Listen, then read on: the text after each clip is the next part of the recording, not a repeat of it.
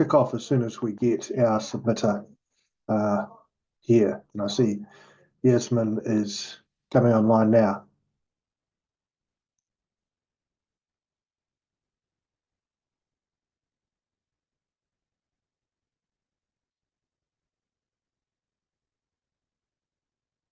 Kia ora, Yasmine. We've got you here for People for Palestine.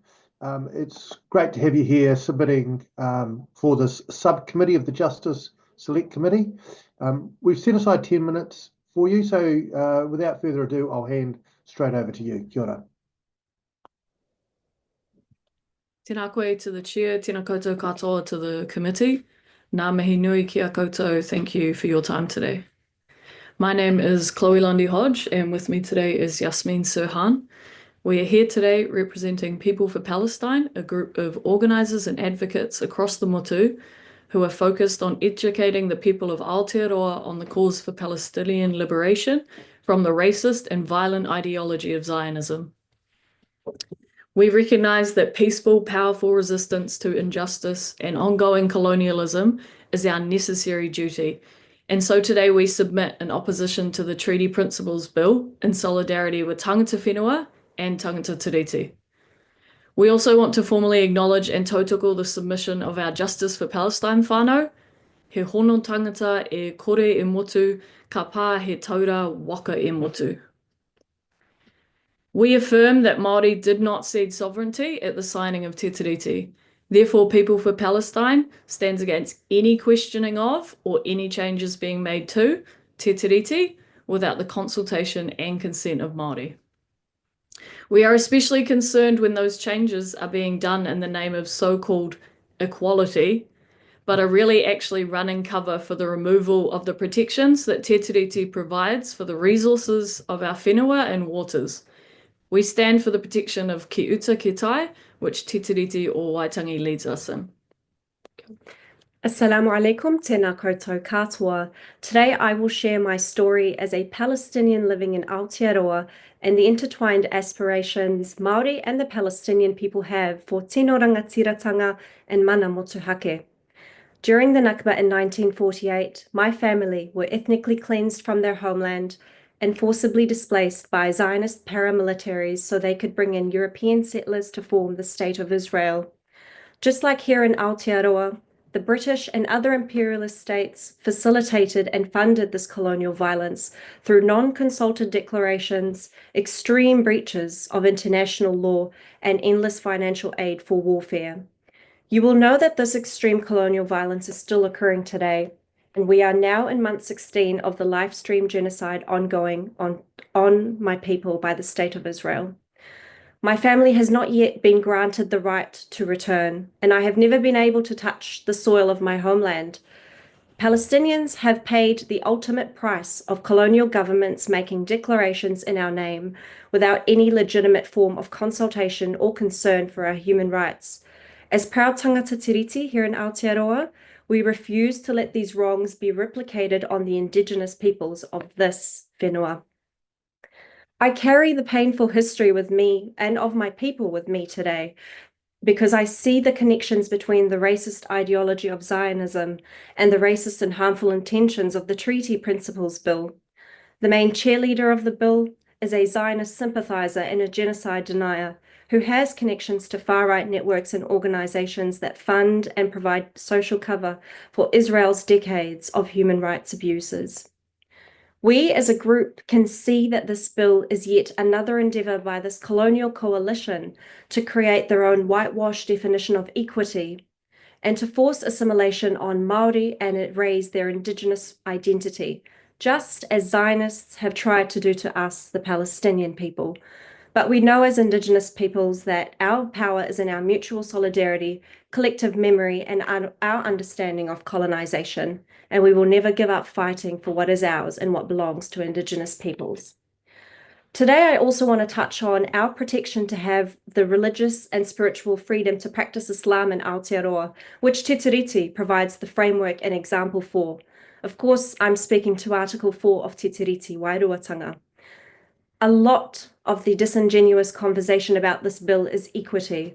But what is more equitable than tupuna Māori having the foresight of knowing that other nations would be coming here and ensuring that they are free to practice their own ways of faith and spirituality. We, People for Palestine, believe that this is a strong and lasting example of how Te Tiriti protects us and gives us the holistic framework to live together on this whenua. One of our foundational values within the Palestinian movement for liberation is the indivisibility of our cause, meaning that we work to bring justice to all Palestinians, whether we are living in occupied Palestine or in the diaspora, like myself. I draw on this value of kotahitanga because we know that our struggle for liberation is interconnected with the liberation of all Indigenous peoples. Our mana motuhake is incomplete without Māori having theirs in full. So as long as my whānau resides on this whenua, before we return to our own, we stand united with tangata whenua in their fight for tino rangatiratanga. We call on this committee to throw this bill out and instead recommend the implementation of the values of Mātiki Mai for the transformation of the current state for the benefit of all and to truly honour Te Tiriti. Mai te awa ki te moana. Koe tū Te Tiriti. Kia ora. Kia ora.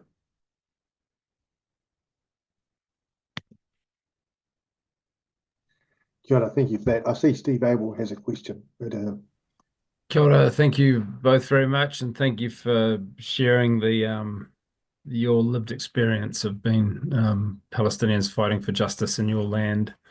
I think one thing that's been very striking for us understanding what settler colonialism is that we've had this real-time example in its most atrocious version with the genocide that you referred to that's been going on. And it gives us insight to what settler colonization looks like right now. It's an ongoing process. It's founded in the same principles of assimilation and denial of Indigenous rights that all of the colonizations are founded in. So absolutely tōko your drawing of the links there.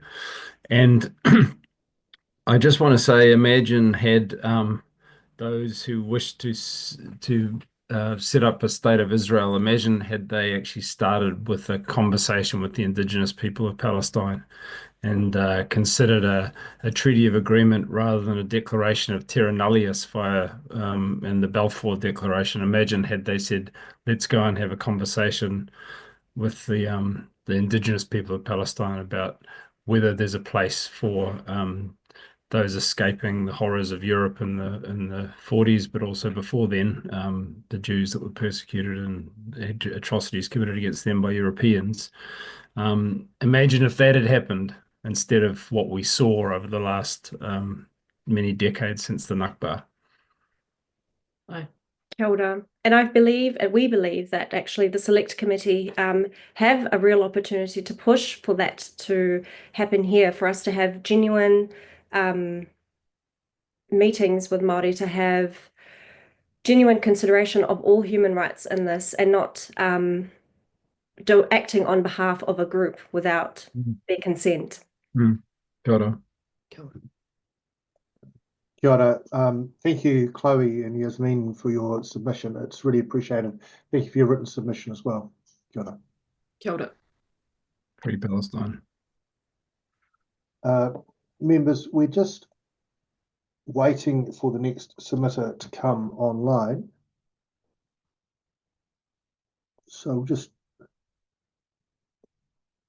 it might be a couple of minutes, members, so if you want to, go and stretch your legs and keep an eye on your screens, the clerk will let me know as soon as that's the case. Oh, I see. I spoke to you soon, my friends. So we've got Maahia Nathan ready to go.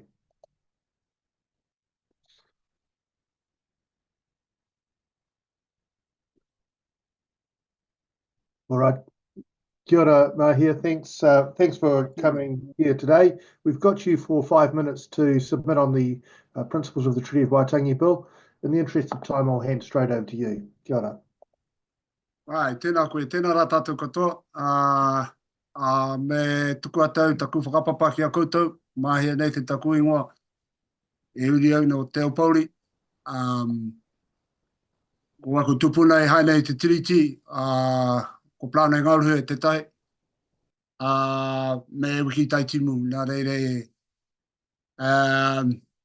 i reira oku tupuna i te wai haina tia te tiriti i te tautai mano warurau whātekau. Nā reire mi ana kia koutou katoa. Tuatai, me korore i anai te korore mo tēnei mea te mana motuhake.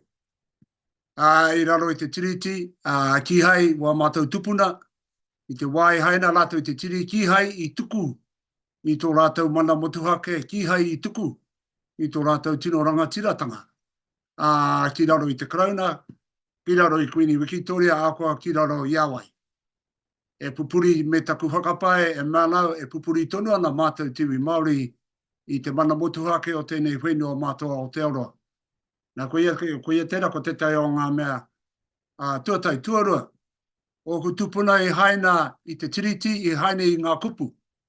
Ki hei rātou i haina i tēnei mea te mātāpono. Tēnei mea te mātāpono e pēnei ana te tai āhuatanga e rere ana i te hau. Ne? Nā reira, e mana ana te kupu, e mana ana ngā kōrero, koea i haina tia e o ku tupuna, ngā tupuna Māori, ngā rangatira Māori i haina i te kupu. Nā reira, tuatu i tērā, warawara te mea tu, ko taku tono i tēnei rā, ko te whakahe a hau i tēnei pire, me pērā pēr, te tīmatanga i taku tono. Tuatu i tērā, i pēnei taku kōrero ki hai tuku te mana ki raro i te Krauna, i te mea i te taima i te haina, i te tiriti taimano waru rau whātekau, rua mano pēr ngā hunga pake, e noho nei ki konei ki Aotearoa. Mea ka whakaro tatu mo te āhuatanga o te rahi o te iwi Māori, koni atu te waru te kau mano, tai atu te kotahi rau mano, te rahi o te iwi Māori i konei te rā taima. Nā reira, kite ana tātou, pēhei whakaia i wa tātou rangatira, kia tuku atu te mana o rātou taonga katoa, te whenua, te mana, ngā ngahere, ngā āhuatanga katoa, ki tērā ropu iti nei, e rua mano noiho te rahi. Nā reira, he taunakitanga tēnei, hei tāpire atu ki taku kōrero i ki hai, waku tupuna, ki hai ngā rangatira Māori haine i te tiriti, i te tuku, i tō rātou mana, ki te Krauna i taua taima. Tuatu i tērā, ko te āhuatanga, o te mana o te tiriti, e mea nei, he kawenata tapu tēnei. I haina tia i waingonu i ngā rangatira, kone atu te rima rau ngā rangatira i haina, me te Krauna. Nā reira tēnei pire, ko te tika me he kawenata tapu, me hoki mai anō te kāwanatanga ki te kōrero, ki te iwi Māori, ki ngā hapu, ki ngā iwi, he pēhea nei wā mātou whakaro. Mo te āhua o te pire nei, i mua i te tukungatu i tēnei pire ki mua i te aroro. Nā reira, koea tērā tatai āhuatanga anō, e whakahea nau i te āhuatanga o tēnei pire. Ki hai, te kāwanatanga i hoki mai ki te iwi Māori, ki te ki mai, ki te pātai mai ki a mātou, pēha pū a mātou whakaro. Nā reira, tuatu i tērā, me korea mo te whakaputanga. Ko te whakaputanga, he oati. He oati e kia nei, ke konei mātou tiwi Māori, he rangatira mātou, no mātou te whenua, no mātou tēnei au e noho nei mātou. Nā ka tuhia e rātou tērā he whakau i te mana ko oti ke e ngā mātua tūpuna te tuku mai ki a rātou. Mai rano, ko roke o ko tūpuna e noho nei ki roto Aotearoa i ngā rautau ki muri. Tai no mai ki te tautai mono warurau toru te kau mārima. Nā ko taku tūpuna o te upauri te tai, nā ko te Maahia no tana ingoa. I haina i te wakaputanga, i te tautai mono warurau toru te kau mārima. Nā reira, ko te tuakana tērā, tuatu i tērā ko te teina, nā kaputa ko te tiriti e kōrero nei, a tātou i tēnei wā, tahirau waru mano, tai mano warurau whātekau. Nā reira, e mēnau, e whakapai ana te rōpū act, e mēna rātou e āhei te katoa ngā iwi e noho nei ki Aotearoa, ki te takamai ki raro i tēnei kupu te tino rangatiratanga, ka hore au i te whakae ki tērā. Tino rangatiratanga, he kupu tērā e whakaua ana i te mana o a tātou rangatira, i haina i te tiriti i tērā taima. Ko te wāanga ki te taha ki a tauiwima ki te krauna, ko te taha ki tēnei kupu ko te kāwanatanga. Nā ko te kāwanatanga, tērā huatanga, e mea nei rātou e āhei te krauna te tiaki wa rātou ake iwi, e noho nei ki Aotearoa, ko rātou nahe. Nā, me te whakau tonu, te mana motuhake o tēnei whenua kia we're pretty much out of time, so I'm going to ask you just to wind up. Kia ora. Marama nau te āhuatanga o tēnei āhua, lea ko homai nei ki au te 5 miniti. Me taku āhua āwangawanga mo tēnā. Wetai tāngata ko hoatungia te kau. Ka pai anau te rāpena te mea kei roto waku korero i te reo. Ko karapopoto hia te wahanga ki au, ka ale te rei te tika i taku mo. E hoeno. Ala te āwangawanga. Nā rea mihi ana kia koutou katoa e ngā memo o te komiti nei. E whai taimai nā ki āhei au ki te whakaputai o kukakaro. Tēnā koutou. Kia ora. Thank you, Maahia. Just to assure you that the 5 minutes isn't because you spoke into reo, and I certainly want to applaud you for taking the opportunity to speak in the language of your choice. The reason is because you were selected randomly, and you were given that choice, and so we gave you 5 minutes as an individual submitter. But thank you for your reo and your korero. It's really appreciated. So thank you for that. Members, we've got a submitter now called Te Kapu o Te Waitaha, and I've got Ebony Duff here. It doesn't appear on the agenda. There's been a slight mix-up, but we're accommodating her now because we have the ability to do so. Ebony, I'll just hand straight over to you. Kia ora. Kia ora koutou. Aroha mai. I'm using Ebony's computer, but I'm actually Arita Gray. I'm the chair of Te Kapu o Waitaha. So tēnā koutou, tēnā koutou, tēnā koutou katoa. Thank you very much for this opportunity to speak to our submission. I don't intend to speak a lot. I'm happy to just be reiterating a few things and then answering any questions that you might have. So Waitaha, we are an iwi in Te Poke, the Bay of Plenty. We settled in 2013. So Te Kapu o Waitaha is the post-settlement governance entity for Waitaha. As we set out in our submission, we oppose the bill. What we would prefer that the Crown does is actually listen to the Waitangi Tribunal. Their findings in ngā matapono, we support. But I would like to take this opportunity to just confirm that we absolutely tautoko all those who have spoken about this bill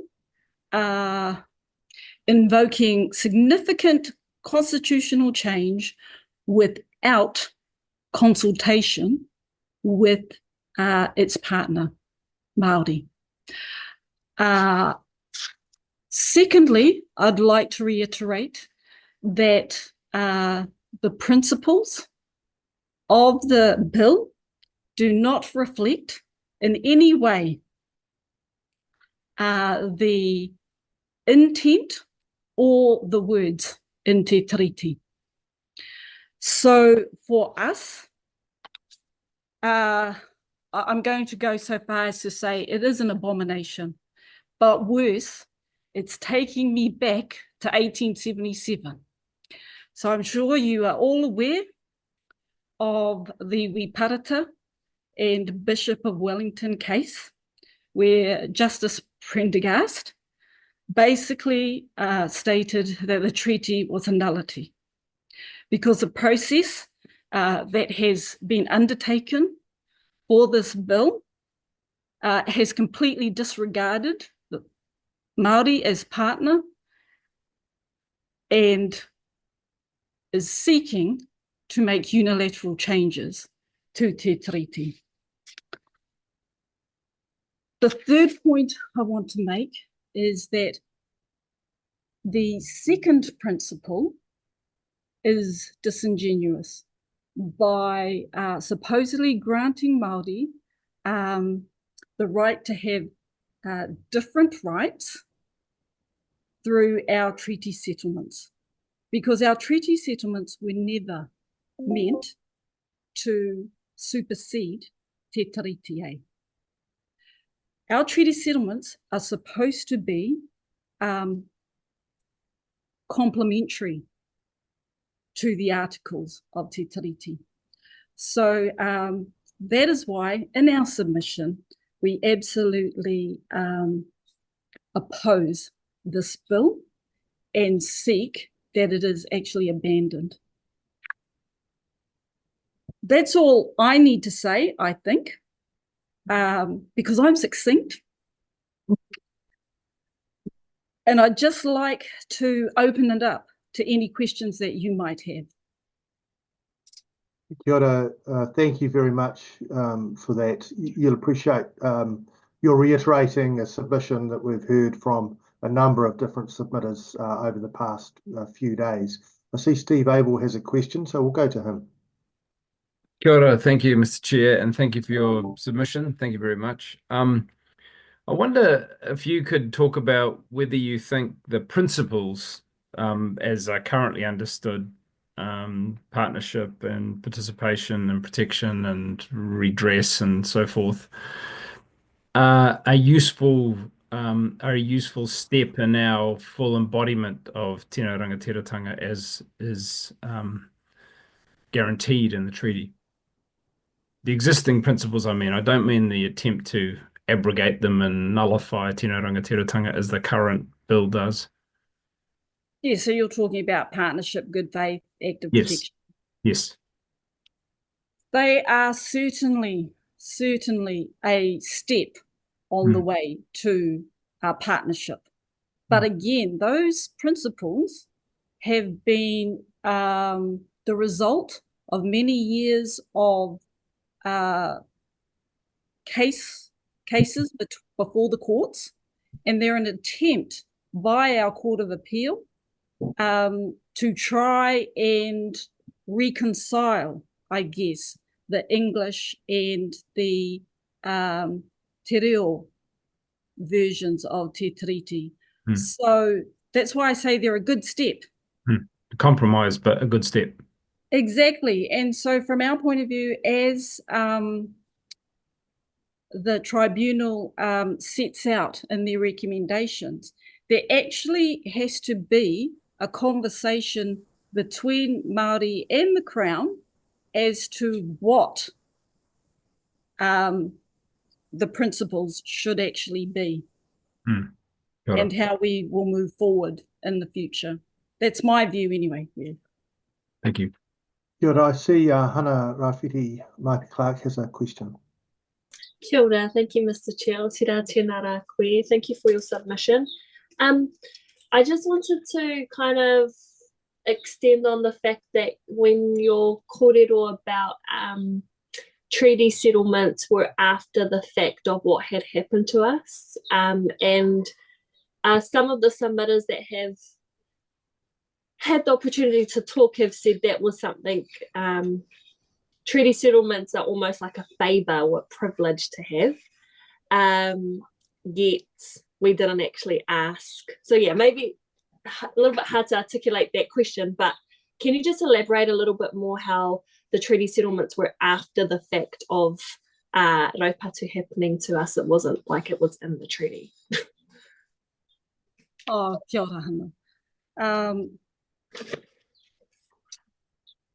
Treaty settlements for us were actually a good opportunity, but it involved a lot of compromise. So for Waitaha, the raupatu, what was done to our tūpuna hakaraia, marginalised Waitaha. So for over a century, our people didn't even identify as Waitaha, because we had basically been left with 1,500 acres after the Raupatu and after the sale of the Kapuke block here. What the settlement did for us was gave us the opportunity to become known not only to the Crown, but also to our own people. There's been a real resurgence, and for that I'm grateful. But at the end of the day, the treaty settlements are a mechanism by which the Crown gets to think that they've provided redress for what was taken. But we all know that the treaty settlements, we would have probably obtained about 1% of that which was lost. So again, treaty settlements for me, yes, it was an opportunity for us because our settlement was worth about $15 million. And thanks to us being able to manage our own assets, we're up to about 42 million as of last year, which means that we can become responsible. Not to say that the Crown isn't too, under Te Tiriti, but we can become responsible for our own path and our own people. But ultimately, yes, the treaty settlements are only a step. Kia ora. Kia ora. Steve, did you have another question there, just quickly? Yeah, if there's time, is what you just said then, that response, isn't that exactly what this is all about? Is Māori seeking pathways to self-determination and autonomy that was denied and stolen and through the Raupatu and through the colonization.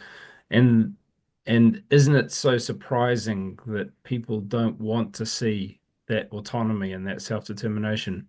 What is the fear, and why should people want to deny that to you, is my feeling about it. I wonder if you can reflect. I am surprised, absolutely, that people don't think the same way. Oh, some people don't think the same way. I actually am really heartened by some of the submissions that I've heard to date. And I'm optimistically heartened by what I've heard too. So the fact that we had 300,000 submissions on this bill gives me heart for sure. But I also was shocked when I heard a submitter talk about equity. I'm not quite sure how you could think equity was a bad thing, but from this submitter's point of view, he was thinking, well, why should how he seemed to be thinking about it was equity means that I am actually handicapped, instead of how I see it, which is equity means that someone else is able to be lifted up so that they can achieve what others can. Exactly. And so that's why this co-design of a collaborative process needs to take place, because there needs to be a proper and frank discussion, because we do have different views. And I don't understand his view. He clearly doesn't understand my view, but possibly through the proper process, we may be able to understand each other and, as you say, create better pathways. Thank you for that. We're going to leave it there. We're out of time. Indeed. Thank you very much. Ka pai. No, thank you. Ka kite koutou. Ka kite. Members, I think our next submitter is Ripeka Lessels. Ripeka Lessels.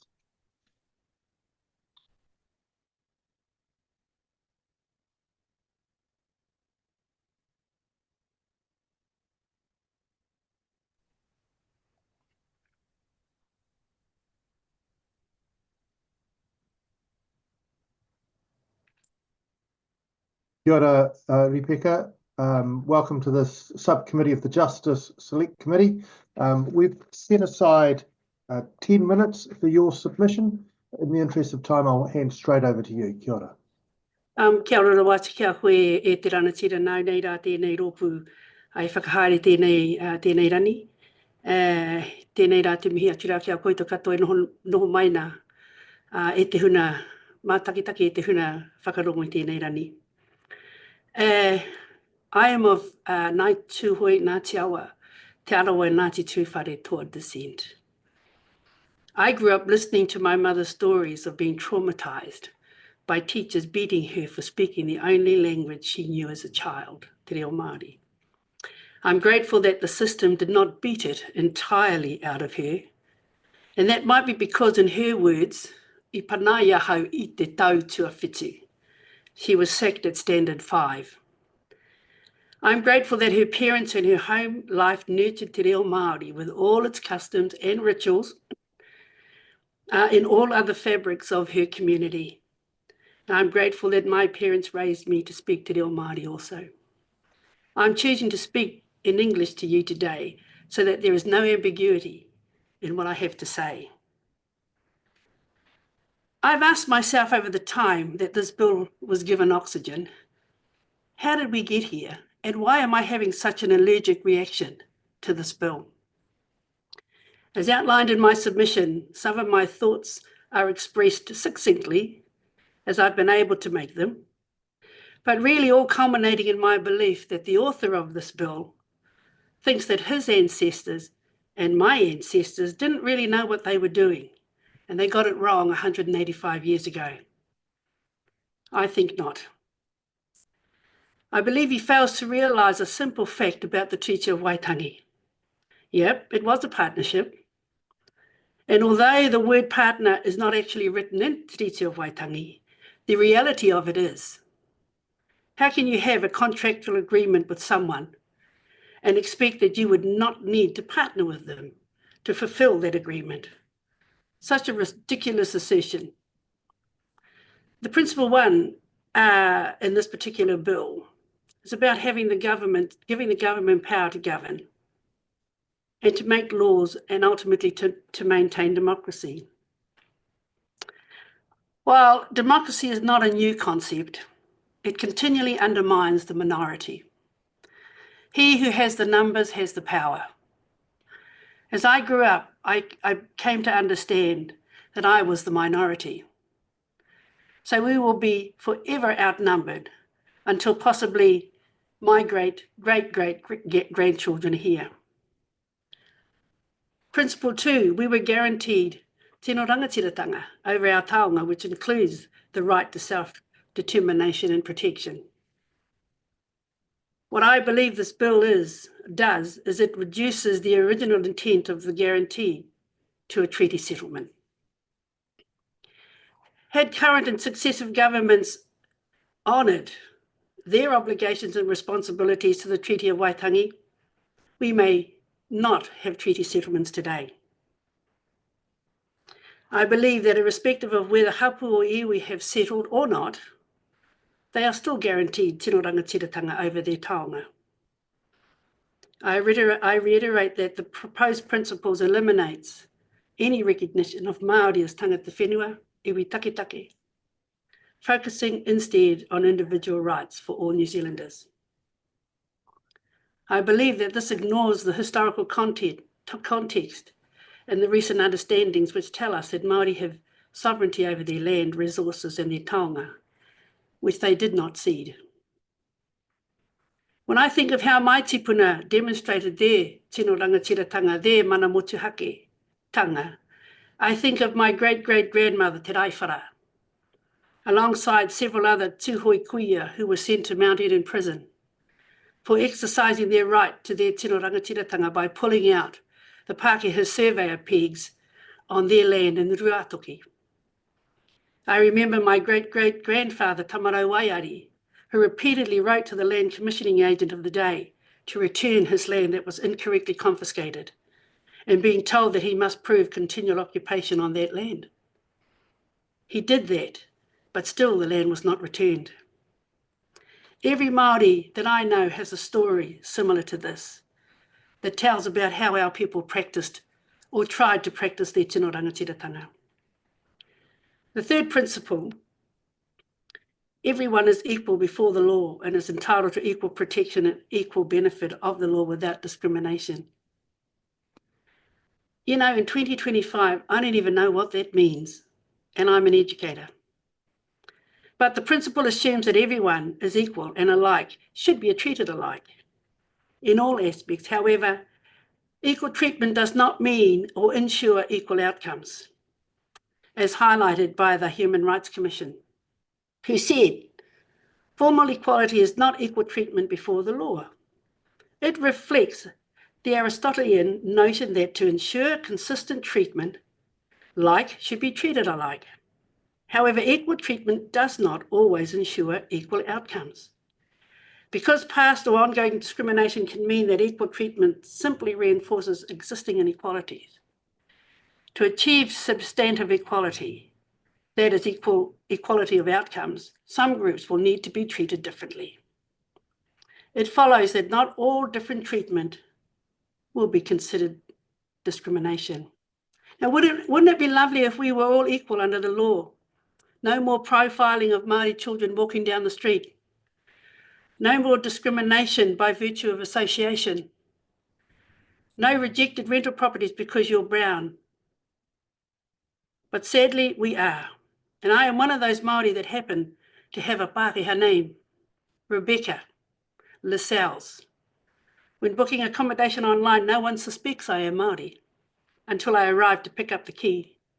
And I can tell you that we are not treated equal.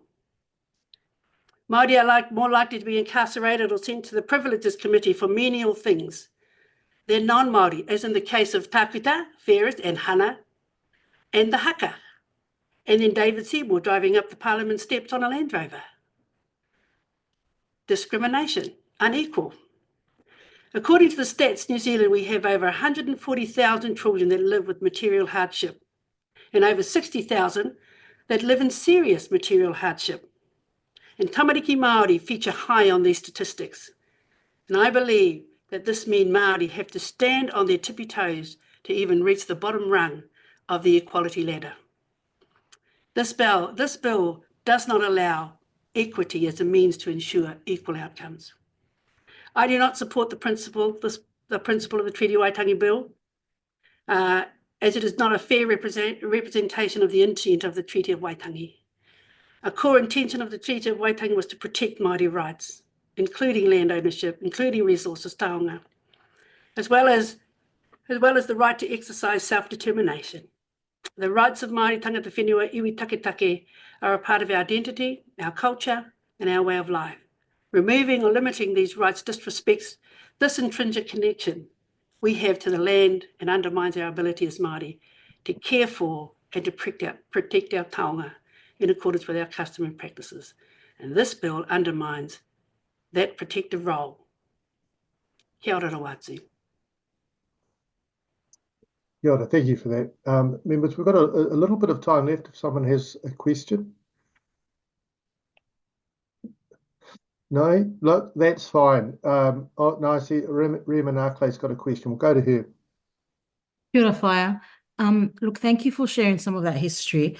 And although my question doesn't pertain particularly to the bill that we're discussing, did you say that your mother, your beloved mother, that she ended up being expelled from school? Is that what I heard? Yes. Or continuing to, was Yeah. it? Well, yes, because she couldn't speak English. And they repeatedly beat her because she couldn't speak English. And so she never learned to really speak English at all. And was expelled from school at standard, well, we call it, I think it's called year 6 now, but it was called standard 5 back then. Okay, thank you, Whaia. Kia ora, Ripeka. Thank you for your submission and the stories you tell. It's really useful to us. And thank you for your written submission too. Ka pai. Kia ora rawatu. Hei konara. Kia ora. Thank you. Members, we're going backwards. I think it's Maia Te Hira has found her way here, and here she is. Kia ora, Maia. We've got you for 5 minutes. So thanks for coming to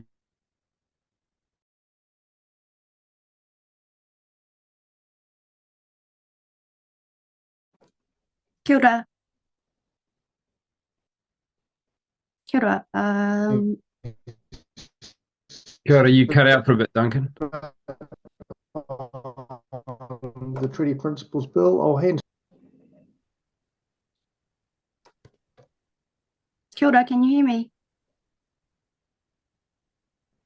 Sorry, Maia, it's probably my internet connection. Straight over to you. Tapai, tēnā koe. O tira tēnā koutou ngā mema pāremata o tēnei komite mihi ana kia koutou o tira ki ngā kaituku tāpaitanga I tēnei o ngā rā, o tira ngā rā kua pahuri ake nei.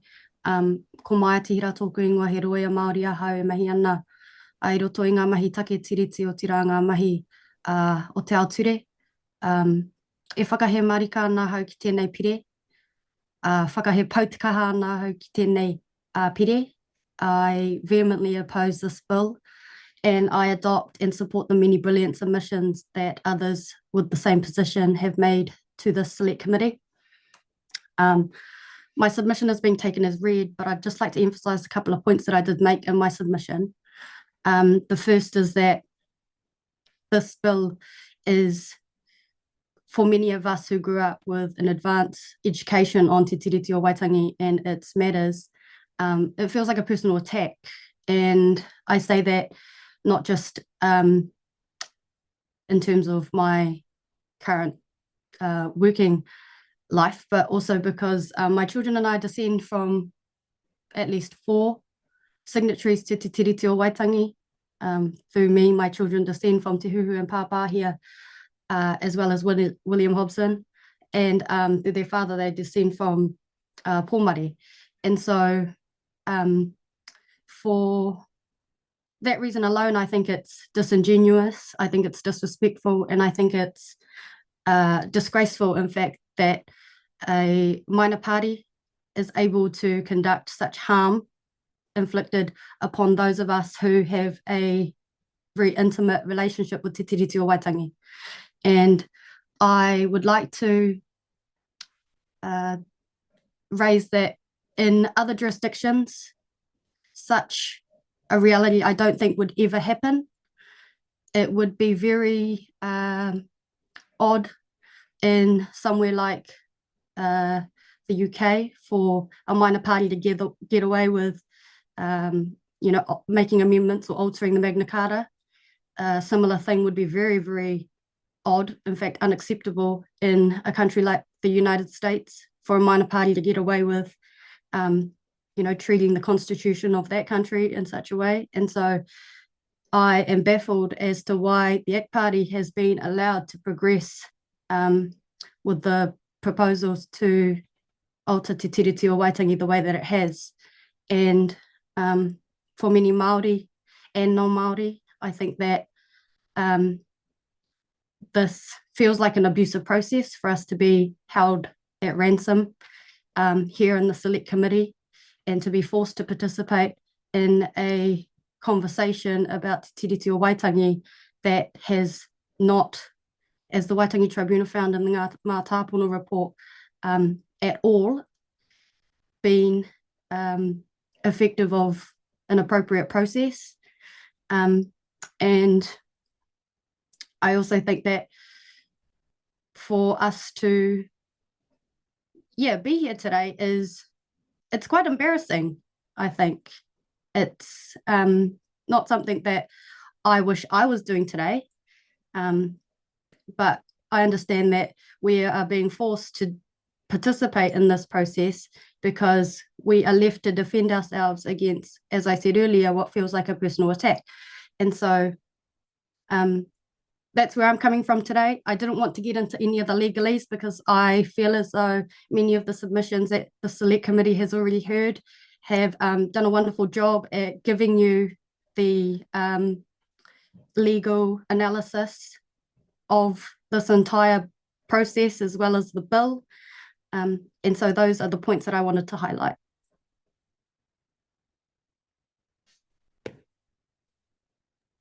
Kia ora, Maia, thank you for that. I think that personal voice is really important too. I'm going to go to Hana Rafiti Maipi Clark for a question. Tēnā koe. O tira tēnā koe, te rangatira e moa ka nui aku whakamiharo ki te whakarongo ki a koe me o kōrero, not only in your professional job as a lawyer, but as a mama and also as a rangatahi Māori as a wahine, so I'm truly inspired by that. Just wanted to make comment. And also just, if you could just quickly extend on how you were making references to different international countries, that it would be odd if not unacceptable to mess with some, for instance, United States, like their constitution, and how a minor party, bearing in mind that they're not even on the submissions at the moment out of all the parties, to be able to do something like that. Tēnā noho ki koe te rangatira e hana. Ai, hei wāhi kōrero mō tērā tu āhuatanga rere kēnei.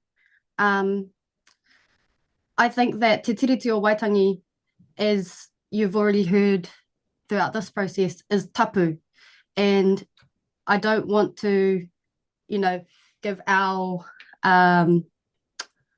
values or our philosophies to those other jurisdictions. I don't want to impose things like tapu on those other jurisdictions, but he mana nui tō e rā kawenata ki e rā o ngā wāhi. And so for those places to to hold such documents, constitutionally significant documents with such mana, we too should be doing the same thing for te tiriti. If not to that level, then close to it. I think it's, really important. Maia, we're pretty much out of time there, so we better get on to our next submitter. But thanks for coming along, and thanks for your written submission as well. Kia ora. Tēnā koutou. Members, our next submitter is Catherine Delahunty, and we have her for 10 minutes.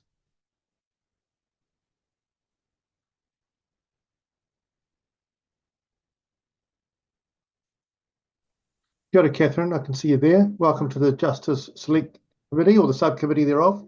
I won't waste any time, and I'll hand straight over to you for 10 minutes. Kia ora. Kia ora koutou katoa, ngā mihi nui kia koutou. I know what you're going through. I've spent 9 years on the select committees, and it's very challenging. So I'm going to try and speak from the guts of the matter so that you can stay awake with the many, many submissions. I just want to acknowledge the last two that I just heard, Ripeka and Maia, because I was teaching Te Tiriti till 1 o'clock, and now I'm here, fresh from that experience, which shows how little many well-meaning citizens know about this topic. It's frightening. So kia ora everybody, I've got 4 main points, but I'll just let you know who I am. I was in Parliament for 9 years as an MP, but that was only a tiny part of my life. A lot of my life has been in community. I've been teaching Te Tiriti and learning about Te Tiriti for 35 years. And I've just come back from Waitangi for the 22nd year in a row where I've gone to sit and listen and learn. And my favourite submission on this bill was actually when Hana ripped it apart in the House. That's where it should have stopped. That should have been the end of this, because honestly, like the young wahine just said, it's embarrassing that this is called a national conversation by Mr. Seymour. Select Committee gives 5 minutes or 10 minutes for the most important constitutional issue that this country has, and tangata whenua are forced to defend a position. It's actually unacceptable. This, my first point is about this. Te Tiriti was signed between the Crown and Rangatira. Where is the conversation between the Crown and Rangatira over this? It's not happening. It's happening within the Kāwanatanga sphere. That is not right. And I'm sure you know that and have very little choice about that, because that's where you're functioning. But it is actually not okay to exclude the other party. If it was an international treaty, which it is, how come the other party's been excluded? The Westminster system has excluded the voices of the people who actually signed Te Tiriti. And many, many people who submitted, of the hundreds of thousands, won't get heard. I'm very privileged to get heard. And I can't even remember which of my submissions got me through the gate. But I appreciate being here, because I did a number for a number of groups, because I'm part of many groups. I did a number, and I'm grateful for that time. But actually, you guys, it's not your decision. This is not your decision. That's my first point. The second one I just want to touch on, because I am freshly inspired by Waitangi. I heard a wonderful kōrero there from Annette Sykes, who knows more than possibly any of us about constitutional treaty issues due to working in that space. Rangatiratanga was never ceded. So I'm not going to bother with what the Akpare put up. You know what they put up. It's not about art. It's not about principles. It's actually an attack on the articles. That is super clear. Let's be honest about that and stop mucking around. It's an attack on the articles. So Article 1 of Te Tiriti o Waitangi, the Te Tiriti, there's not a whole lot of versions, there's various renditions, and then there's Te Tiriti, is very clear about limited governance, okay? You know that, don't you? Like, everyone knows that Kāwanatanga was limited governor, not government. It wasn't the same as giving away the power of, why would these people give their power away? There is absolutely no reason why they would. And they didn't. So when you look at the words of Te Tiriti in Article 1, limited governance, Kāwanatanga, Article 2 has the word tino before the word rangatiratanga. It's not tino Kāwanatanga. That would be absolute crown authority, right? That's not in Te Tiriti. It's tino rangatiratanga, and that's the point Annette made at Waitangi. So absolute rangatiratanga. One of them is an absolute, one is a qualified, agreed, which comes from he whakaputanga. If you know about this, then you know about why it's a limited governance that was allowed. Okay. So just think about the word tino, absolute authority. That has not been ceded. My next point is about Article 3. So all the stuff about equality, i.e. sameness, it's kind of embarrassing when just listening to Ripeka's story about her mother and the pain that goes with those stories, to think that we're actually saying that we have equality under law now, because we clearly don't. And we haven't had, because this country was colonized based on white supremacy. And if we can't face that fact, we are not going to heal the harm that is taking place. So Article 3, equality, the word, does not appear in Te Tiriti. Article 3 is about Māori rights to British citizenship. And this is, again, this is inspired by Tina Nutt's kōrero. If Māori had ceded sovereignty, which I know some people in the Crown think they did, why would you need Article 3? Why would you need it? Why would they have to be given the rights of British citizenship? They already had them if they'd ceded sovereignty. Can we just have a little bit of consistency about this? So let's be consistent in our understanding that sovereignty was never ceded, and therefore Article 3 is a negotiated arrangement for dual citizenship that tangata whenua took as one of their gains from Te Tiriti. It's actually really, really simple. They did not sign away sovereignty. That's why they actually negotiated Article 3. So I think it's really important, like, just not to get hung up on what is being said by people who actually don't have any scholarship in this field and have no experience of it, and just keep perpetuating these false notions so that people can continue to be confused. Confusion benefits people in power. It does not benefit the debate that we should be having. My next point, I know time goes really fast, so I don't want to talk too much because I'd love it if you ask me some questions. We've got about 3 minutes left, Catherine. Okay, my last point is there's referendum reference in this bill. We can't have a referendum. I've just spent 35 years teaching people, and with goodwill, 90%, if not 99% of those people don't know what he whakaputanga is, cannot name the articles of Te Tiriti, and do not know anything about what happened in the land wars. And in fact, the idea of a referendum is a disgrace. It's like asking people who know nothing to vote about something they don't know, and then saying that that represents the people's will. That is a terrifying prospect. And as those of us who are educators are completely opposed to it, because we know that the knowledge about this is from talk back, not from actually learning, because we don't teach this thoroughly in this country, and people are just starting to get their head around it. We should not be voting on it. It's a ridiculous idea, and it's also a breach of Te Tiriti. So any questions? Oh, no, that's right. That's your job, Duncan. That's my job. Look, sorry for the picture. My internet's a bit funny today, but I'll go to Steve Abel for a question. Kia ora, thank you, Catherine, and your long-term advocacy and your big influence on a lot of tangata Tiriti in terms of our knowledge of the treaty as well. Kia ora. I wonder if you perceive this in the span of history as sort of a blip where we see a new level of galvanization across tangata whenua and tangata Tiriti to push towards genuine constitutional transformation where we actually uphold te tiriti, we actually learn about our history, we actually embody or, you know, allow tino rangatiratanga to be fully embodied by iwi Māori. And is that trajectory sort of unstoppable and this is just a blip, a moment in time?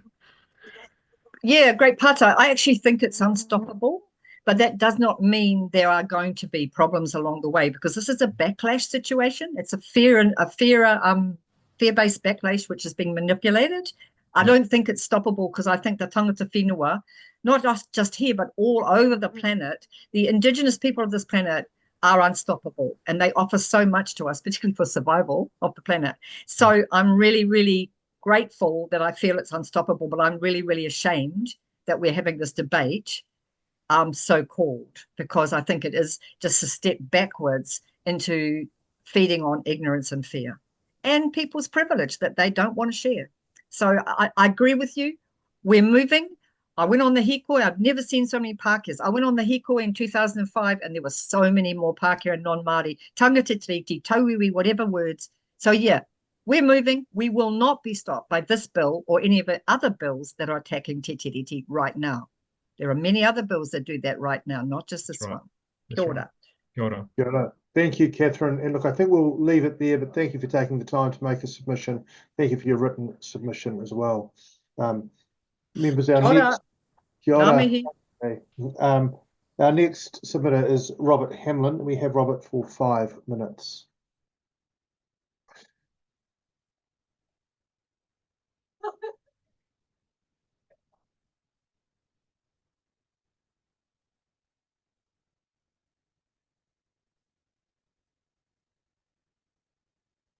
Robert's just coming online now once we get the video and audio up.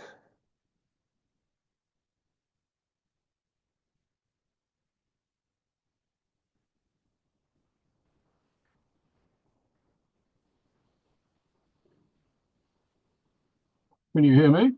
I can hear you, Robert. Can't see you yet. Yeah, can't see me at the moment. And I can see you can't see me. I think it must be something at your end because it was running until I got promoted. Okay, well, look, if that's the case, it might be worthwhile just getting in to the submission with audio only. We've got Yeah, five. that's okay. Yep, we've got you for 5 minutes, so I'll just hand straight over to you. Okay, I'm happy enough to be a disembodied voice. But thank you for hearing my submission. My name is Robert Hamlin. I'm a member of the Department of Marketing at the University of Otago, but I'm giving this submission in a personal basis. I put in quite a hefty written submission, but I'd really just like to talk to one part of it, and that is the concept, and that's really all it is, of the fact that when Parliament is facing the situation that they're facing, that this bill is hoping to address, to a very great extent, they're actually facing an industry rather than a movement. Now, I've been studying business for 40 years, and obviously the law forms a framework for business, and the law comes in two parts: statute law, which is in this country set by the democratic process, and the common law, which is basically the way that the principles that are outlined in the acts that Parliament pass are applied to the individual disputations of the population. The common law is different to statute law in that it's not a democratic process. It is, in fact, a professional and intellectual process. And because it's not democratic, it also has a tendency to reflect the views of those that participate in it, who are essentially disproportionately well-to-do. Because it's non-democratic and because it tends to be distorted in its representation, generally, countries that run the common law situation make sure that the common law is well restrained by statute, that it can't go too far away from home base.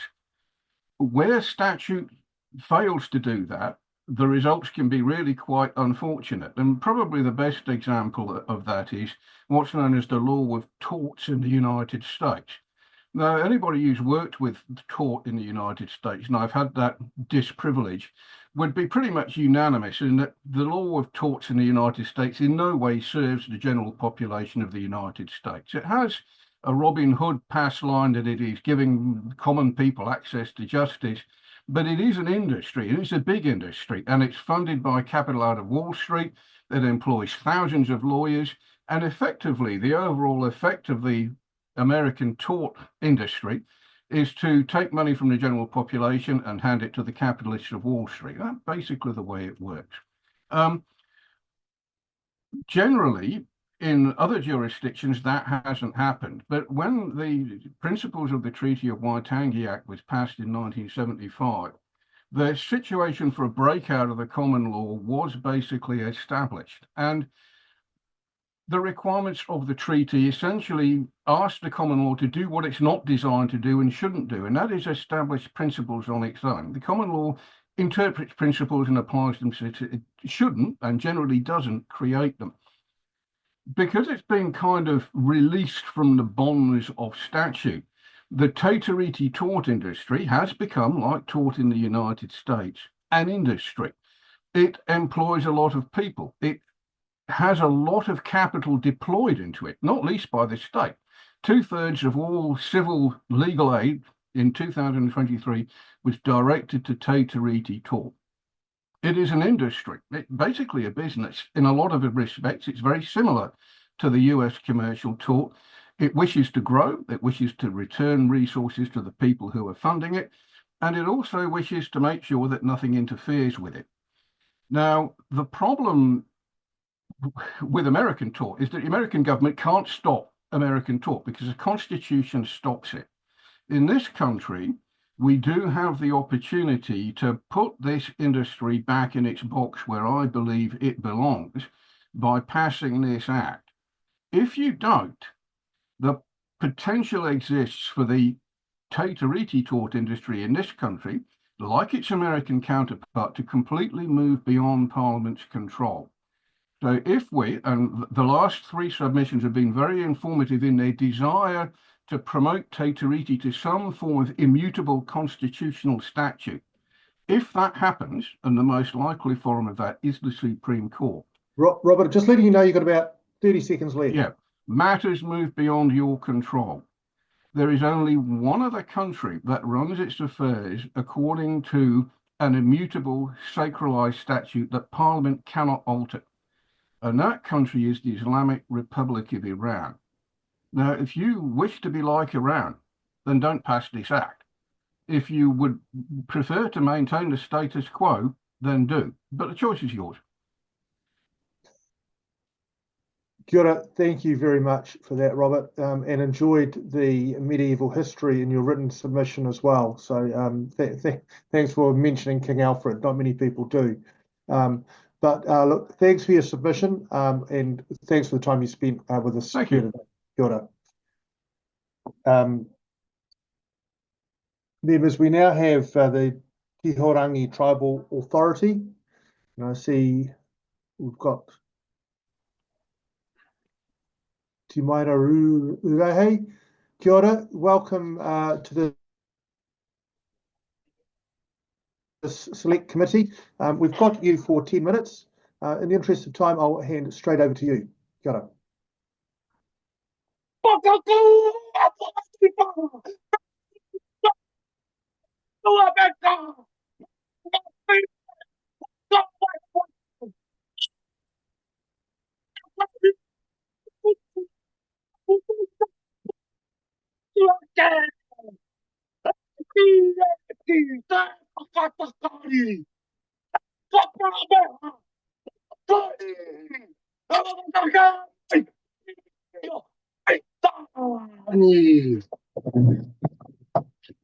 Hoi anō kia ora tātou, ko te mai ora ruri he toku ingoa. He uria hau o tūhoi pōtiki, he whangai anō o Tuhourangi Ngāti Wāhiao. I tēnei rā, he whakakōrero ana a hau i te tāpaitanga o Tuhourangi Tribal Authority, or otherwise TTA. I firstly want to express my disagreement with the previous speaker's submissions, but want to support those two before him Firstly, Maia Te Hira, as well as Ripeka Lessels, who mentioned herself as a descendant of Tamaro Waiari, which I am too. I also want to acknowledge Valentine's Day and those who are wedded to the Treaty of Waitangi, people like Moana Jackson and Ed Sykes, who have had a love affair with the Tiriti o Waitangi over the course of their careers and have created jurisprudence that has shaped the constitution of this country. I also want to acknowledge the death of Captain Cook on this day, however, so many years ago. And my last mihi is to Sir Bon Gillies, who today would have turned 100. He was the last surviving member of the 28 Māori Battalion. I want to pick up on the questions around the referendum and make reference to the Uluru Statement. So the Uluru Statement was one developed by the Torres Strait Islander people and Aboriginals of Australia. They wanted to seek representation in the Parliament of Australia, and it went to national referendum. Now, most of us know that the majority population in Australia is not Indigenous, so of course, that referendum was never going to fall in favour of the Indigenous peoples over there. Secondly, this kōrero of our tort law in America. So I was fortunate to spend 9 months completing a Masters of Environmental Law, and it was revealed that legal personality was first discussed in America. 1972, Christopher D. Stone. And obviously, us as New Zealand had taken that idea and developed it, incorporated, infused it with our own Indigenous ideas, and we get today what we call legal personality, which we have over Te Urewera, over Whanganui River, and just recently Taranaki, the Kahui Maunga collective there. I'm sitting over Whakarewarewa, and these people have been operating for more than 100 years. Started the pink and white terraces, where our people started the tourist industry here in New Zealand. So with that, we welcome the announcement today of Minister Tama Potaka that more than 1.2 billion has been contributed to the New Zealand economy through Māori tourism. And that has been a result of good relationships that we have formed over the years. And whilst these don't operate explicitly under Te Tiriti, they do operate implicitly under it.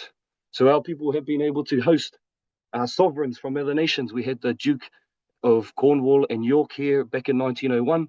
Just on Wednesday, we had Google here, and just yesterday we had Apple. So I want to mihi to Hana Rāwhiti, because when I discussed the Treaty Principles Bills and our submission, they instantly referred to the video of her ripping apart the Treaty Principles Bill in Pāremata. So there was a lot of education I didn't have to do because of the statements that we have been making on a global stage because of people like her.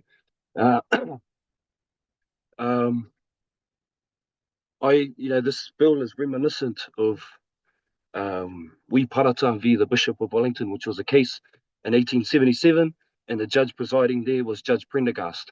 He called the treaty a simple nullity, calling the Indigenous peoples here incapable of governance and complete savages. This is reminiscent of that. So whilst not explicitly saying those things, he wants to erode the status of Te Tiriti o Waitangi so that we may not have those rights, because he still views us as savages and barbarians. And along the chronology of history, there is that 1877 case. We think of the Orewa speech by Don Brash in 2004, and this is a part of an array of bills that have been introduced into Parliament by a minority party that seek to erode the foundation of this country, which is Te Tiriti o Waitangi. The idea future is one where we are no longer necessary to refer to the treaty. It is hoped that as a people we're able to work together and collaborate without having to fight for our rights to be recognized. At present, the treaty is our legal backstop.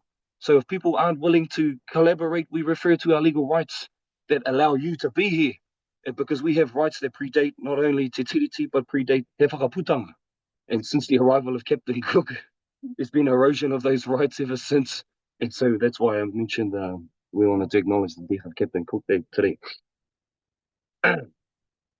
So, yeah, I just want to say that Tuhourangi Tribal Authority vehemently oppose this bill. And if you have any questions, please.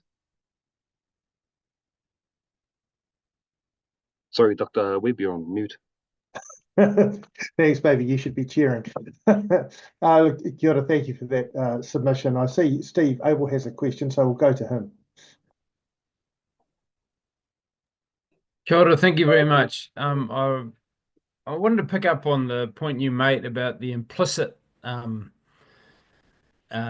facilitation that Te Tiriti allows, or sort of allows for what you described as the value of the tourism industry in your part of the world, and how that those decades of cohesion as a nation and essential peace, though there's been structural violence and that hasn't ended, but the essential peace that we enjoy is because of that implicit certainty that Te Tiriti is there as a foundation and the recognition of tino rangatiratanga.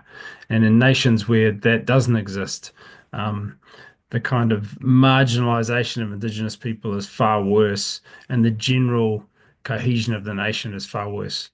And I wonder if you can expand on your view of that idea. Yeah, so not long after the signing of Te Tiriti o Waitangi, Gilbert Mayer was brought into this country, and he fell in love with one of the guides. And through the relationship that we shared with Gilbert Mayer, we were able to build this tourism industry out at Te Wairoa, which is where previously we would host visitors as they went on to the pink and white terraces. And those relationships have kind of continued over the years, and we've been able to build these industries on the implicit relationship founded through Te Tiriti o Waitangi. It was, I heard the guy talking about before when those sovereigns from the Duke of Cornwall and York were here, that they took offence when our people walked in front of them.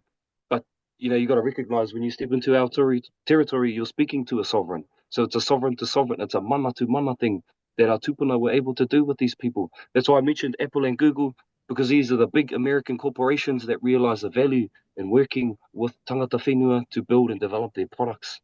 Kia ora.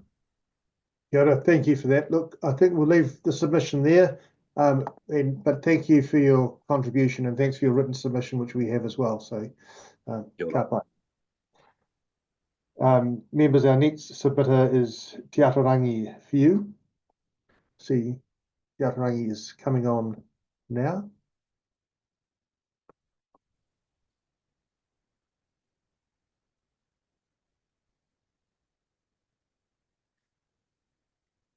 Kia ora, Atarangi. Welcome to the subcommittee of the Justice Select Committee. Thank you for submitting on this bill. We've got you for 5 minutes, so I'll hand straight over to you in the interest of time. Ka pai. Tēnā koe te tākuta i Duncan Webb, koutou hoki o tira hāpai ki tō taha. Nā reire, mihi kawana kia koutou. Ko te Atarangi Whiu tōku ingoa, no Ngāpuhi, Ngāti Ranginui, Ngāti Maniapoto hoki. Kei taku ukai pō ki tauranga moana hau e noho ana. Thank you for this opportunity to present to the committee. My name is Te Atarangi Whiu, and I'm here today as a descendant of my Ngāpuhi, Ngāti Ranginui, and Ngāti Maniapoto tupuna. I reside in Tauranga, the ancestral lands of my Ngāti Ranginui heritage.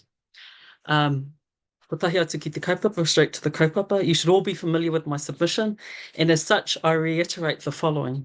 I do not support all provisions in the principles of the Treaty of Waitangi Bill.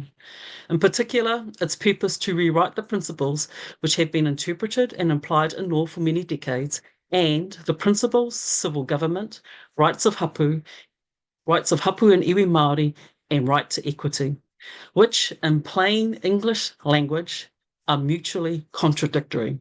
By virtue that the principles are mutually contradictory makes it impossible for the Crown to govern in the best interests of all people, while recognising hapu and iwi Māori have specific rights which the Crown will protect, and simultaneously recognising that everyone is equal. I question, therefore, the intent to carry through this unilateral decision. Is it intended to be malicious and disingenuous in design? To continue with the proposed bill will undoubtedly lead to confusion, disharmony, obfuscation, resulting in a national-wide melee, potentially pitting communities against each other.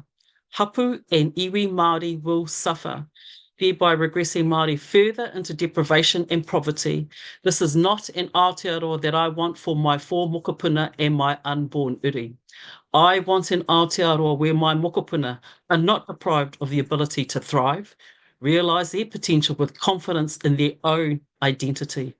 As a way forward, I recommend that any further or future attempts by the Crown to reframe the Treaty of Waitangi and or its interpretation needs to be done in partnership with Māori, with hapu and iwi Māori. It cannot unilaterally change an agreement to a bilateral arrangement. Hoi no kona tāku I whakatauhai I tēnei ahiahi. E tuku ana te raka kōrero kia koutou, kia wātea mai koutou ki te tuku pātai kia au. So thank you for this opportunity, but welcome the opportunity to have an engaged conversation and take any questions that you have. Kia ora, thank you for that. We do have some time for questions if members have them. Steve Abel. Kia ora, Steve. Kia ora. I appreciate its submission. I sometimes feel like I'm the only one asking questions, but I'm happy to do that. We've had some really substantive submissions, and it's been inspiring, I think, for a lot of us, the extent of the response. One thing I wanted to sort of drill into is your thing about the mutually contradictory. I sort of have this view that part of the challenge, and I'm not in support of the Principles Bill at all, of course, but I have this view that the part of the challenge that it makes Aotearoa New Zealand a unique place in terms of our unique constitutional arrangements is that we do have to get our heads around this idea of us having equality in our humanity and equal rights in things like the Bill of Rights, but also having a recognition of the rights of tangata whenua in tēnā rangatiratanga. And that part of the beauty of our constitutional arrangement is that we are able to deal with those, the nuances of how we do that, how we have a democracy, but we also have underlying rights that facilitate that democracy, that our nation was founded in a recognition of the sovereignty of Māori. And so I just wonder, as part of that dance and that kind of coming to terms with how to make that work, part of the beauty of our constitutional arrangement, and it doesn't require, as the author of this current bill believes, the nullification of Māori rights and the idea that somehow to make us more equal, you have to take away rights from Māori. So I'm going to pick up, you've got a number of statements that you said in your kōrero, Steve, and I'm just going to pick up on one strand. So I'm going to use the reference that you've made in terms of the dance. A beautiful dance can only happen in harmony with the people that you're dancing with. And if I think about Matatini, that's about to occur in a couple of weeks, where you have 40 people on stage and a number of spectators there, the dance that occurs on the stage needs to be done in harmony. And so I think, going back to the last statement that I made, that this cannot be done unilaterally, which is the approach that is going forward. So I think we can accommodate the range of questions that you have offered in your kōrero, but it needs to be done with others, not by the single party. 100%. Kia ora. Thank you. It requires a partnered discourse, is what it requires. Look, thank you very much for that submission, Te Atarangi. Really, look, we are out of time, and I'm not sure there's been a glitch on the internet there, but kia ora, thank you very much for your submission. Kia ora. Thank you. Ka pai. Members, the next submitter is to Treaty is Us. I think we've got Barbara Blake online. Kia ora, Barbara, I can see you there. We've got you for, once we've got your video and audio, we've got you for 10 minutes.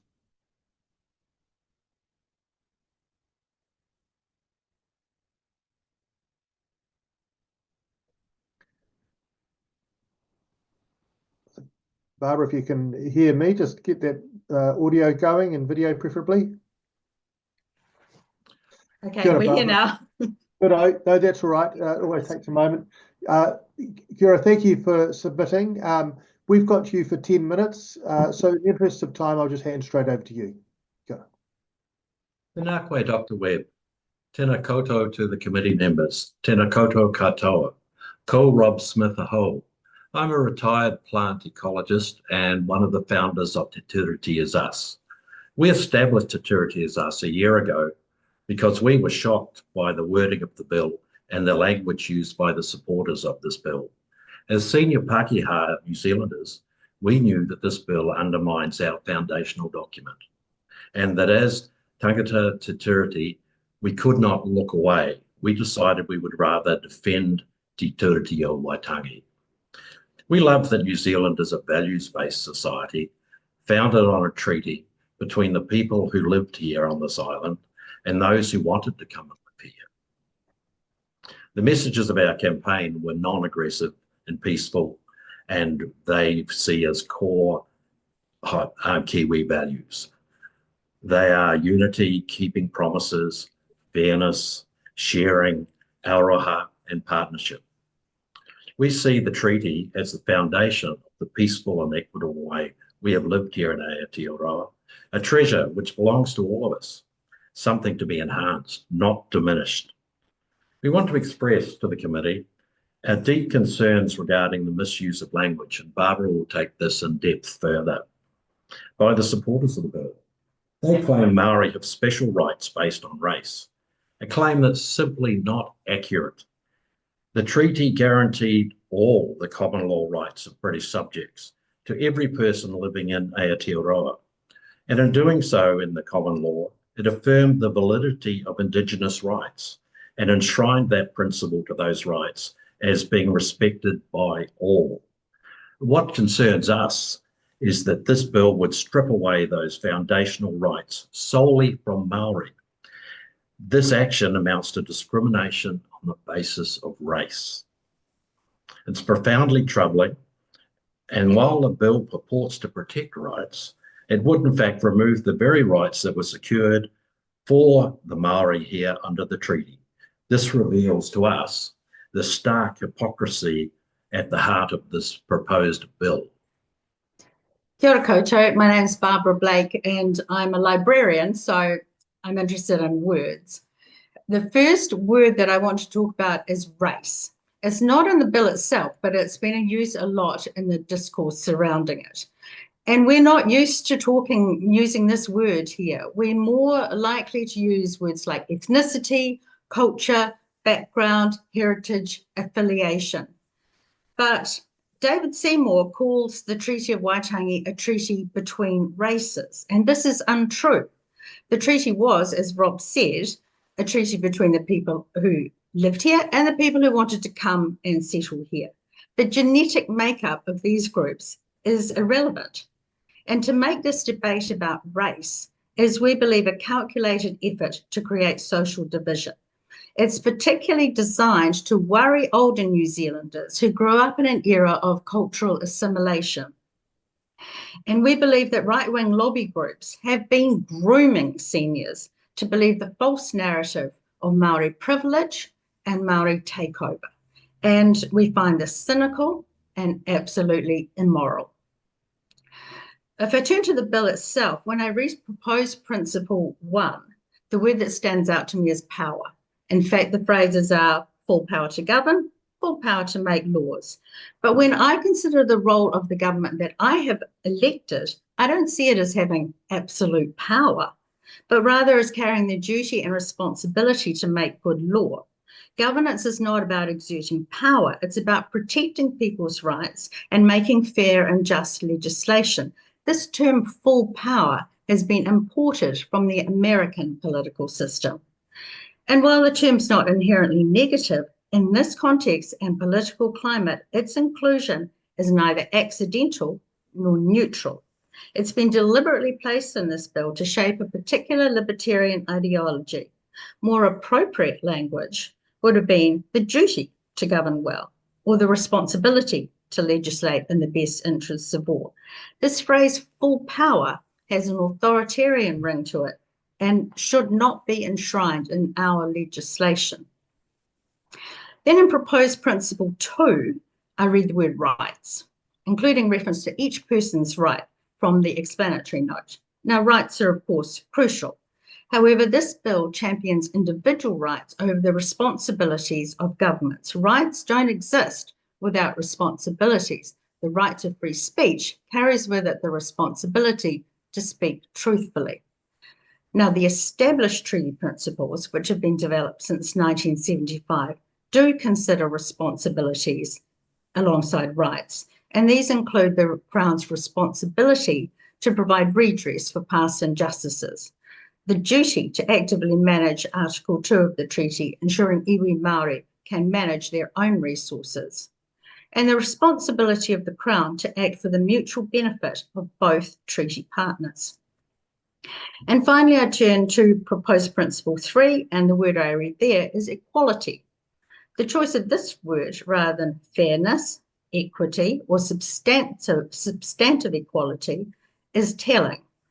Equity means equal outcomes, not just equal input or equal treatment. And this bill's emphasis is on equal administration of the law. It uses the simplistic notion of equality rather than equity, and so undermines the spirit of the established treaty principles. In recent political talk and talkback talk regarding equality has implied that Māori are getting better treatment from the system. But any statistic, health, incarceration, employment, suicide, any statistic will clearly tell you otherwise. In this bill, power, individual rights, and a one-dimensional idea of equality trump collective rights, the responsibilities and obligations of government, and fairness. Thank you, Barbara. We ask the committee to recognise the deliberate and insidious choice of language in this piece of legislation. This bill is an attempt to change the New Zealand legislative lexicon by stealth and to undermine our New Zealand values. It sets a dangerous precedent for future lawmaking. This bill might not pass, but similar ones could emerge. Please, committee, be mindful of the misuse of this language and the dangers of allowing them to proceed. So in summary, we see the principles in the proposal as dishonest and an attempt by the ACT Party to rewrite the treaty on ideas that are an anathema to our values. This blatant attempt to rewrite what was a bilaterally agreed treaty unilaterally is not the Kiwi way. Since 1975, our nation, led by both governing parties at different times, has worked cooperatively to redress wrongs and build a society which is based on the treaty. And while we agree the Crown has the right to make laws, it also has a responsibility to continue to build a fair and just society for all. The treaty is our fundamental constitutional document here in Aotearoa. It's also our human rights document and is recognised as an international treaty and admired overseas. So we ask you to please continue to protect this treasure. Ngā mihi. Kia ora, thanks for that. Look, we've got about a minute left, so if we've got time for a quick question, I'll go to Steve Abel. Kia ora, Duncan. Thank you so much, both, and thank you for your advocacy and the creation of. I have one of your posters on my wall in my office. So, I think your articulation that senior New Zealanders like ourselves have been groomed by far-right groups such as Hobson's Pledge to believe the false narrative of a Māori takeover. We find this to be calculating and immoral. It's deeply concerning to me that there's these imported kind of cultural war ideas that feel like they're not come from here. They've come from ideas abroad, and stoking that racial division or is part of a strategy that's been used by the far right abroad. Can you speak to your perceptions of that? It's hard to pinpoint it. It's insidious, isn't it? It's kind of crept in, and in this bill, those words have crept in. And if we look across to the Regulatory Standards Bill, and one of their principles talks about personal liberties. And again, it's not a bad thing, but this is imported language. We don't usually talk about liberties. It's a very American kind of phrase. We talk about That's freedoms. Right. So Right. there's a very insidious infiltration of the words and the ideas from that American right. I don't know how it works, but it kind of gets in there. And I'd like to just add that I got my hair cut today. Oh, it's polished. But anyway, the two hairdressers that I talked to both said to us, if it ain't broken, don't fix it. We're behind you all the way. And I'd never met these people before in protecting Te Tiriti. For them, it was, if you play with something often enough, you'll break it. So let's continue to preserve this magnificent treasure. Kia ora. Thank you for that to you both. But our time is up, but thanks for your submission, and thanks for your substantive written submission as well. Members, we've got East JP O'Neill next, who will be hearing Simon O'Neill, I see. Kia ora, Simon. Welcome to the Justice Subcommittee. We've got you for 5 minutes to speak on the principles of the Treaty of Waitangi Bill. So I'll hand straight over to you. Kia ora. Hey, thank you, Duncan. Thank you for this privilege. Unfortunately, today I'm going to read out because I find talking about this just gets me really wound out. So I've written down what I'd like to say so I don't get too emotive. This is in supplements my written submission, but just to be absolutely clear, I am 100% against this proposed legislation. It's a solution to a problem that doesn't exist. I think the bill exists solely as a sop to a minority party and as a trade-off for the governance of our country. I think it's a moral and ethical failure.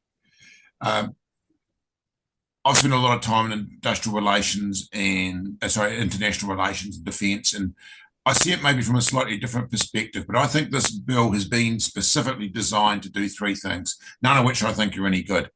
It's designed to divide, because when a people's divided, it's easy to knock them over. And when we're divided, we're distracted. And distraction is the second objective of this bill. It's a distraction, just like the flag debate a decade or so ago, from some other bits of legislation that are pretty heinous that are being shoved through under the smokescreen. And lastly, it's designed to fix something that's not broken. And as anybody who's a wannabe DIYer knows, when you fix something that's not broken, you don't end up with something that's still not broken. You end up with something that never quite runs the same again. And half the time you end up with a little bag of bits you don't know what to do with. And I think that's the thing. If it's not broken, don't fix it. I've got a shed full of stuff where I've learnt that lesson. We signed the treaty in 1840. And unfortunately, the next 150 years, it kind of languished. In 1975, the government got serious about the treaty, established the tribunal, and then we codified the principles of partnership, participation, and protection in 1987. Now, I'm a late comer to this. A couple of decades ago, I probably would have been talking on the other side of this legislation. But even I had heard of the principles way back then. And since then, we've never really felt or seen a need to establish the principles any further. They're accepted. And over the same period, we've established those principles more and more in our daily life through our Aotearoa, not just when we're doing legal stuff or doing stuff at work where it says we have to consider the principles. We consider it in our day-to-day life. They're good ideas. They're good principles. And I think New Zealand's a better place for that. These principles are now embedded in our culture, and we don't need a law to make that any more solid. When Jacinda Ardern in 2020 suggested we all be kind to each other, she didn't have to pass a law to make us be kind to each other. Although, if we're honest about it, after October 2020, she probably could have if she wanted to. And just as we don't need a law to make us kind, we don't need a law to make us apply principles that multiple generations have already adopted. This whole thing just makes me so angry. Just having another look through just before through the actual draft text. I mean, it doesn't even make a pretense of mentioning those principles. It's so blatant. I mean, I'd be offended if one of my students put that in front of me and we go away. It overwrites the treaty and further, if it's possible, further disenfranchises Maori from their own damn country. And it overwrites the rights that we've already accepted for Maori as the established Indigenous peoples of Aotearoa before we came along and screwed it up for everybody. I'm sorry, I don't think we've made New Zealand better since we arrived. We've made it more like England, which is definitely not better. And the blatant malice of the bill just makes me sad and it makes me angry. I'm good at being angry. I don't like being sad. It's not me. But I work in healthcare in Tikawiti, little town, very vulnerable communities, and every day I see the harm where someone forgets or maybe deliberately disregards those treaties, the partnership, the participation, the protection, and that hurts people. And that Simon, I'm just going to interrupt and let you know you've got about 20 seconds to just. I've got 20 seconds of word less. So we don't need to empower those people who don't want to apply the principles. The treaty's not broken. It doesn't need fixing. What we need to do is get on and fix what's really broken. Thank you. Kia ora, Simon. Naomi, thank you for your submission and thank you for your written submission as well. Kia ora. Thank you, Duncan. Kia ora, Simon. Thank you. Members, our next submitter is Climate Karanga Marlborough. Hopefully there'll be, I see we've got someone called Donald Quick coming online now, who I am assuming will be presenting for Climate Karanga Marlborough. Kia ora, Donald. Welcome to this Justice Subcommittee. We've got you down for 5 minutes to speak on the principles of the Treaty of Waitangi Bill. I'll hand it straight over to you. You're on mute right now.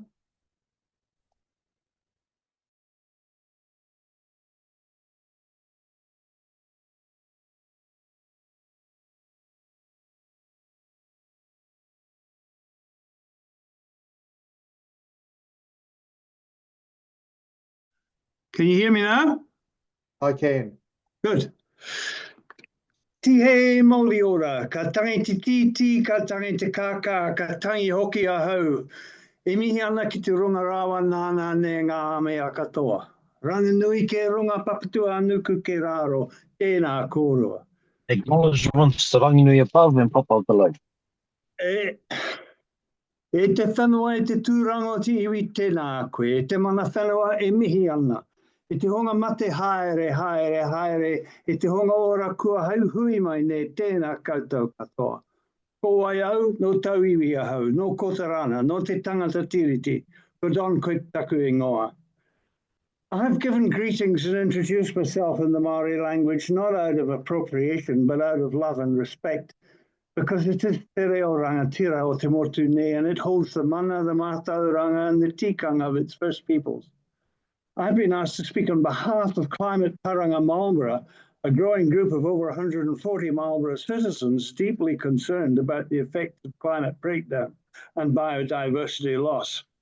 In our submission, we propose that the treaty principles be withdrawn at the earliest opportunity. I will talk to 4 issues that form part of our written submission, namely matters of principle, climate justice, societal resilience, and belonging. First principle. The treaty, either in English or in Māori, makes no mention of principles. It is a legal and ethical agreement between the representatives of 2 sovereign peoples, not races, on 3 articles by which they will abide. Such an agreement is particularly bound by legal principles of international standing that parties are committed to honour their agreements in good faith. In respect of Te Tiriti or Waitangi, most New Zealand governments have failed to do this. The present coalition government is no different in the way they are promoting the Treaty Principles Bill, which seeks one-sidedly to amend the terms of the abiding agreement.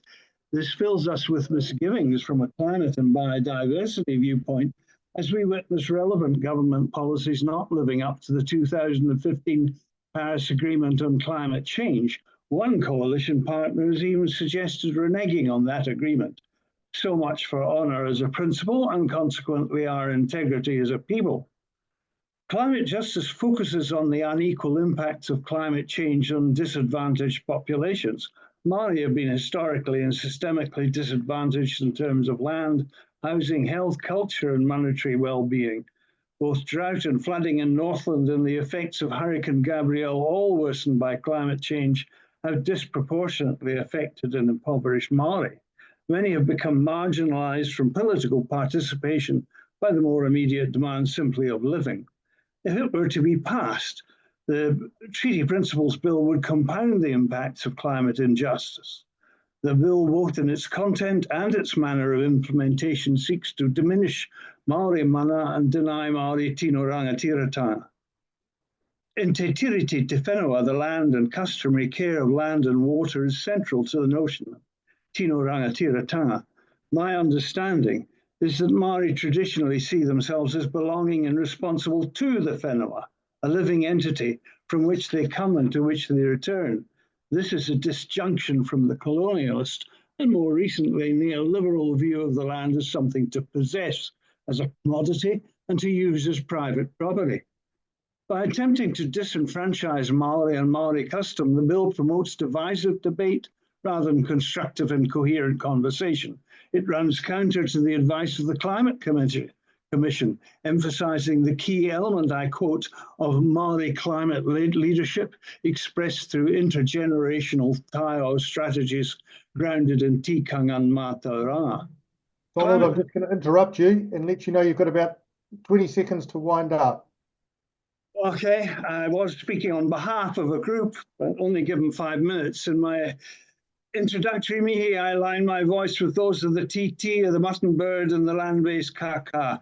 We are calling in Parliament in good faith to honour the original articles of Te Tiriti, to dismiss the Treaty Principles Bill and to respect Māori tino rangatiratanga. I have addressed 4 issues of principle, of climate justice, of societal cohesion and of belonging. If we act together in good faith, then we must come to some agreement how we understand our relationship with land, water and air. Do they belong to us as a right, or do we belong responsibly to them? Climate change is adding urgency to the matter of our belonging. Ngamihi, kia ora, Donald. Thank you for your submission, and thank you also for your written submission, which we have. So thanks for that. Time is limited, and I apologise for that. Kia ora. Members, our next submitter is the NZEI, Te Rui Roa, and I see there we've got Winifred and Ripeka coming on.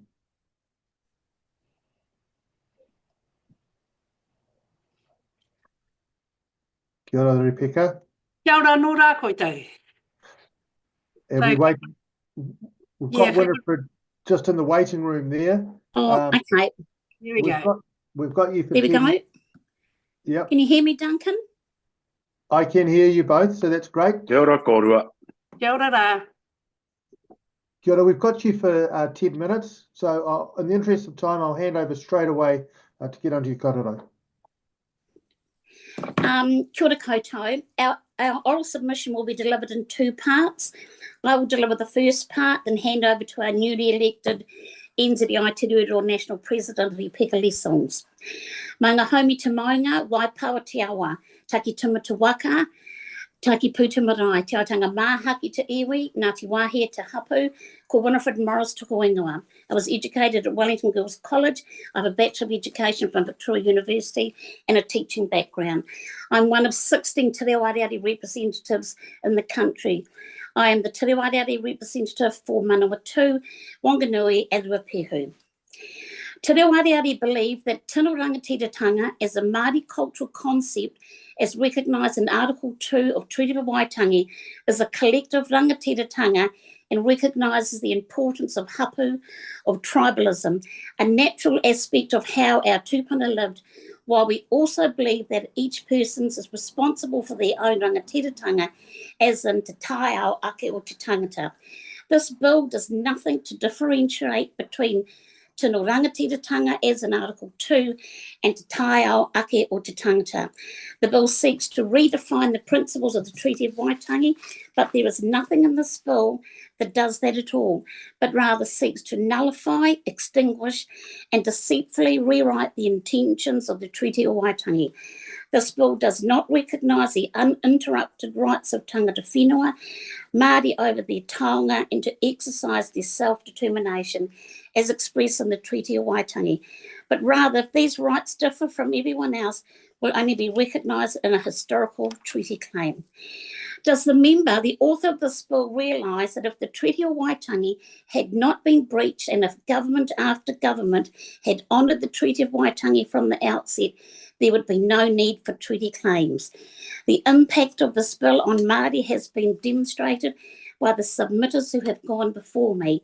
That impact is more so for educators who are Māori that often implement policies that reflect negatively on our culture. It is completely erroneous for this bill to assume that any components of it would deliver equal opportunities for Māori. Equality can often be premised on an uneven playing field. An example, according to the latest poverty stats, 1 in 4 Māori children live in poverty, second only to Pacific children. Immediately, it is not equality that is needed to level the playing field, but equity. This bill does not recognise this. For years, tamariki Māori and their cultural capital have been undervalued and undermined, creating low self-esteem and, in some cases, lifetime trauma. It has been the responsibility of the educator, and more often the Māori educator, to teach the stories of origins so as to restore our tamariki to health and to live free from trauma. This bill does not validate the place of our stories. Te reo Areare recommend that the Treaty Principles Bill be abandoned. Nō reira, tēnā koutou katoa. I'll hand over to Ripeka Lessels now. Kia ora wātu kia koutou. Ahakua ko oti a hau te tuku I waku ake kōrero kia koutou. Tēnei au e noho mai nei te tautoko I te reo Areare I tēnei wā. So ko Ripeka Lessels tōku I noa hua mai rā hau I nā pai mauna o nā te awa, o nai tūhoi o te arawa o Ngāti Tūwhare toa hoki. Ko au te manukura o NZEI te riuroa mō nā tau e rua e hare aki nei.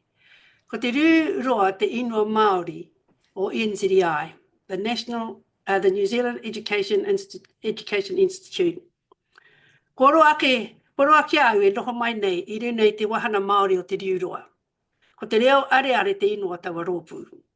E noho nei au ki te whakahē I te pire nei, te pire e whakawhiu nei I a tāua te Māori. Ko tā te riuroa mahi, ko te tautoko I te Treaty o Waitangi ki roto I nā kura katoa te motu. Ki te hāpai nā mahi o te kai whakaako, kia tai e nā tamariki me o rātai na whānau te whai wahi atu ai ki nā akorana e hia tia nei rātau. Ki te aki nā whānau ki te poipoi a rātai tamariki, kia ai rātau, ki te angitūtanga o te ako. E ai ki te pere nei, he ori te tātou katoa, ahakoa te tai o te kiri, ahakoa te reo kai te waha. E kore te pere nei, e ata te tiro ki o tātou nā tuakiritanga, me nā āhuatanga o taua tuakiritanga. E neri ka whakawhiu katoa tātou ki roto I te kōhua kotahi, katahi ka rui huia mai. Te e mutina mai o te he. Karekau a te reo Areare o te riuroa e hia kia tāmi tonutia, kia whakaiti tonutia a tātou tamariki I runei te aukati o te tuakiritanga aki o te tanata. Kai konei mātou te wahana Māori o te riuroa, hei tuara mō nā kai whakaako Māori, kai roto I nā kura huri noi te motu. He reo whakahē I nā kaupapa here a te kāwaratana e tāia te whakakore, te tūturitanga o te mana motu hake o te Treaty o Waitangi. E whakakore nei I tō tātou nā rangatiratana I runa I nā mahi a te mātaurana. E whakai ana te rūroa, kai te tangata whenua te mana motu hake tūturi nei, kia kauarawa e talohia I tētahi. E tūnei rā mātou te rūroa ki te whakahē I tēnei pire, whakahē rawātu I tēnei pire, kia ora rawātu kia koutou. Kua whakatūwherehia mai rā e tēnā he pātai rā tā koutou.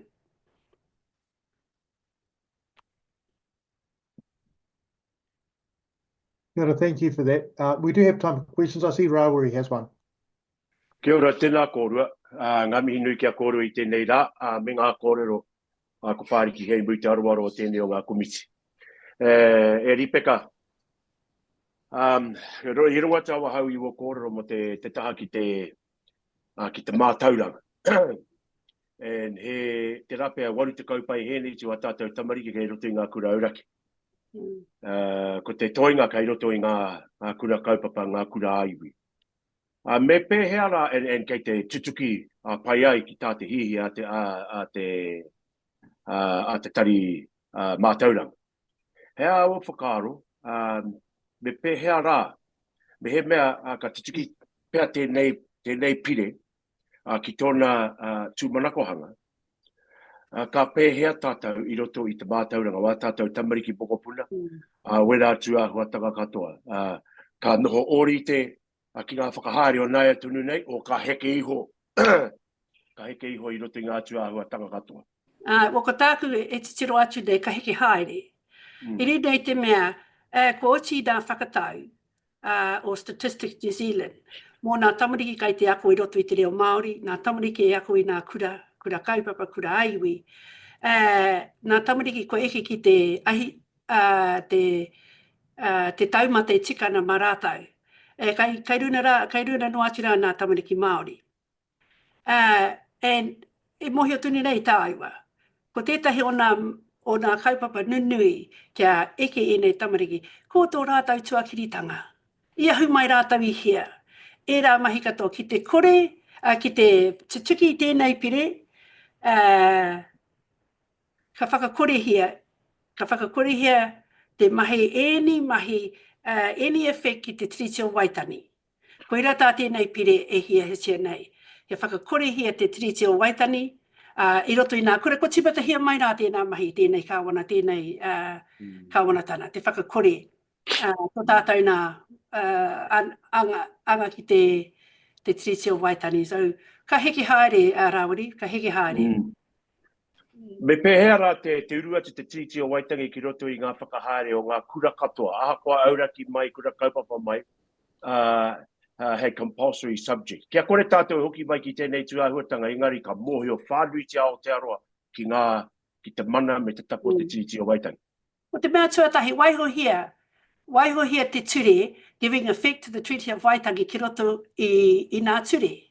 Waiho hea ki reira, te tae e nā kura katoa, te whai wahi atu ai ki te Treaty of Waitangi, me o nā ahuatana katoa. Te whakakore hea tēnā, ki te tano mai rā tērā I te ture, pera I te koe rā te hea tēnei kāwanatana. Ka kore rā tātou, ka kore rā wā tātou na tamariki e ako, ka kore te ao Pākehā e ako. Ko roa ki tātou, ko tātou, ko tahi rā ono te kautau tātou, e noho pērā nā. Kare rā, te Tiriti o Waitangi puta mai te wā ia hau I te kura. Engari, waiho hea ki roto I te ture. Apai. Kia ora, koroa. We're pretty much out of time, I'm afraid. But thank you so much, Ripeka and Winifred, for your submission and also for the written submission that we have as well. So kia ora for that. Kia ora watu kia koutou. Members, our next submitter is Caz Sheldon, who we have for 5 minutes.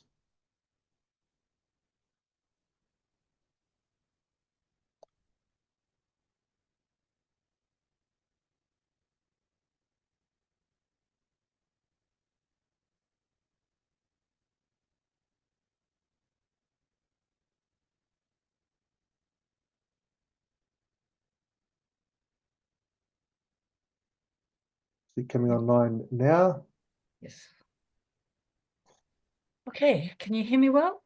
I can indeed, Caz. Okay. Welcome to the subcommittee of the Justice Committee. We've got you here for 5 minutes to submit on the principles of the Treaty of Waitangi Bill. I'll just hand it straight over to you. Go. Okay, well, kia ora ki te koutou katoa.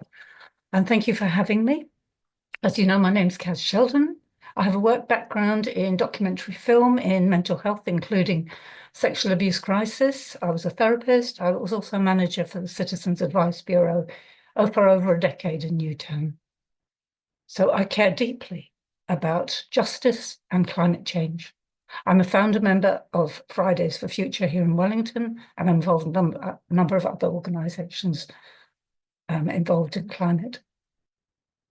And it's because I care about the future that I'm choosing to speak, to keep Te Tiriti Waitangi and to dismiss the Treaty Principles Bill as completely unfit. We know Indigenous knowledge is critical to caring for the land and for people's future. Te Tiriti, as it was signed by most Māori chiefs, is a break on ecological recklessness, because most Māori espouse greater respect for the connection to land and nature than for money-making. Māori have had several hundred years looking after this land from a nature-based spiritual knowledge of connection. When Māori speak of Papatunuku and Ranginui, land and sky, it's about the land and the climate and their interrelationship. When humans do things for land, it affects the climate, and modern science shows this clearly. We need nature, and nature needs us now. No nature, no body. For a moment, imagine being without breath or food, without each other. We're already seeing the changes in the growing seasons and the loss of produce, the disasters, and those who know this land best hold precious knowledge. And what of the ocean, Tangaroa, not just as a source of food, but as a source of well-being? Ocean overheating from human interventions is a huge risk to our human survival, both as a result and a cause of climate disaster. And it seems the understanding of interconnectedness of humans and nature has been increasingly shared and supported by the many people growing up and living in New Zealand, Aotearoa, as Māori knowledge has been widely spread. Māori culture is a source of pride and strength. Our humanity depends on seeing the importance of people, ngā tangata, and our relationships, as well as knowing that we're children of nature. That's why Te Tiriti is based in partnership. Recently, the great respect for the relationships between people in Māori understanding is evident in the document Matike Mai from 2016, reporting from over 250 different groups and individuals from all over. Māori affirmed the importance of balance, of community, of structures to resolve difference without violence or imprisonment. So Te Tiriti, by underlining partnership, gives Māori and Tauiwi Pākehā a place of belonging, Aotearoa, New Zealand. This is a psychological superpower for all of us, because knowing our belonging and our connections is what gives us strength. And why else would 100,000 people take to the streets of the capital? 300,000 people put in submissions, mostly against this bill. All of us need the future thinking of Māori, thinking of the grandchildren of the grandchildren, to survive the damage that greed has already inflicted on nature and on our climate. To understand this is critical. There's much wrong with the Treaty Principles Bill as a legal document. It uses language in a manipulative way, and people have spoken to this. I'm not going to go into this now. I simply want to say that this bill is highly divisive. To cope with climate change, we need a unity of purpose to manage the oncoming storms, whatever and wherever they may be. I urge the committee to reject it. Thank you. Kia ora, Caz. Thank you for that. We are actually pretty much exactly at the 5-minute mark, so we'll leave it there. But kia ora, thank you for your words and your written submission. Kia ora. Thank you all. Members, our next submitter is Kathleen Ryan, and I can see that Kathleen's on her iPhone, so she'll be with us very shortly.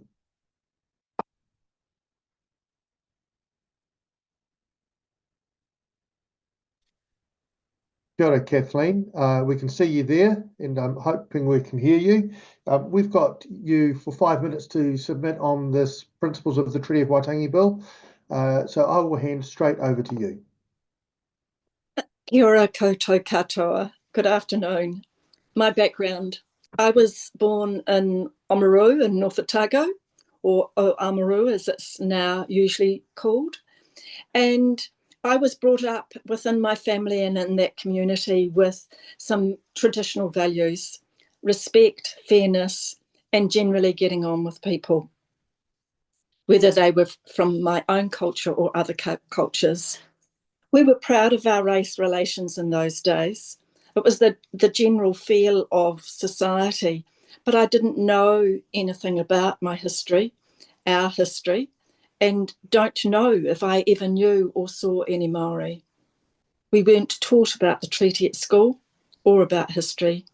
So I was shocked in the 70s when I went off to varsity and started to realise I'd been brought up with rose-tinted spectacles, or a convenient aspiration in terms of treaty relations and race relations, but not a reality.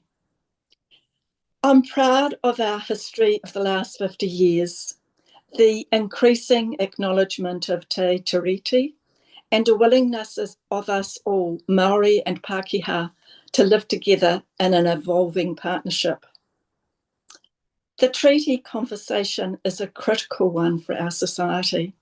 They're not easy conversations, and Pākehā have held and still hold the upper hand, as the introduction of this, I say dastardly bill, shows. And also as treaty settlements show, given that they generally provide redress of around only 1% of what Māori lost, and not including all the Māori lives in those wars, those land wars for settlers.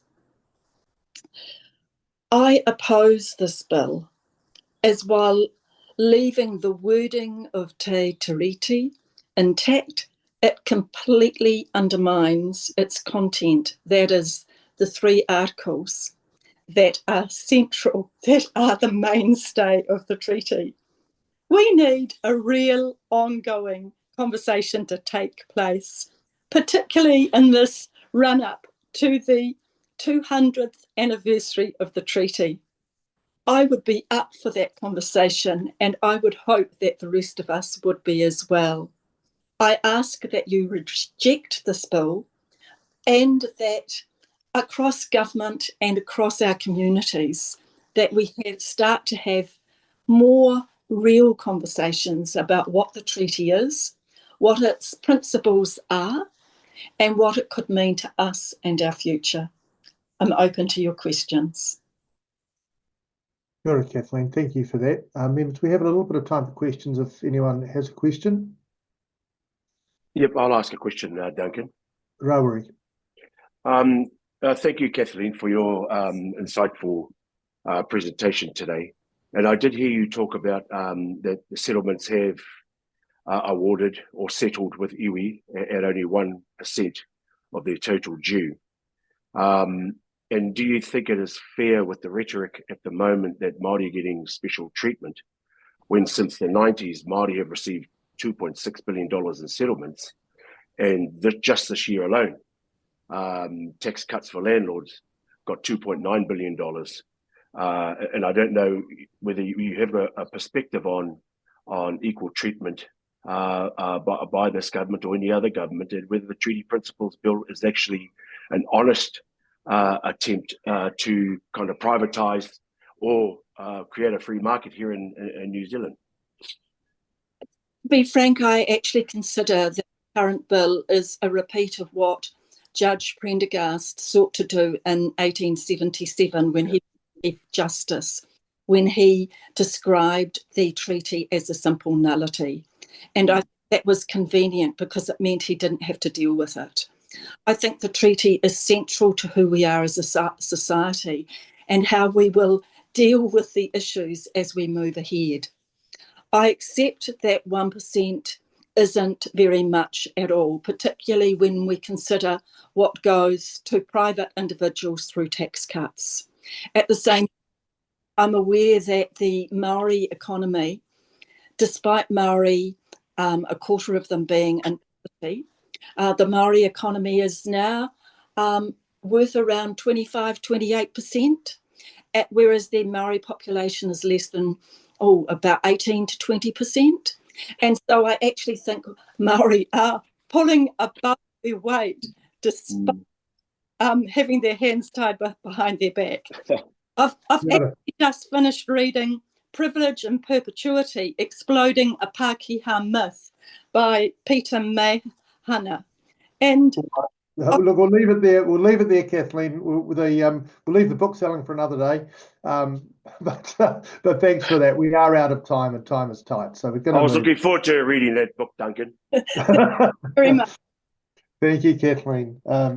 Members, our next submitter is the Asian Legal Network, who we have for 10 minutes.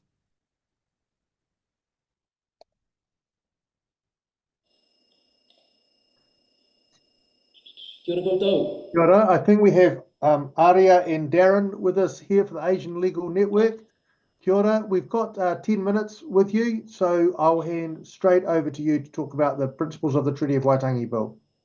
Kia ora koutou, mihi atu ki a koe te tiomana, I a mema o te parimata, kia ora tēnei te mihi. E tika hoki ki te mihi ki te mana o te tiriti Waitangi me whakaputanga me ngā tūpuna o e rā mea.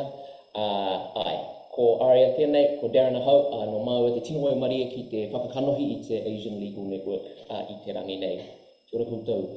It's a very big privilege to be here submitting against the Treaty Principles Bill.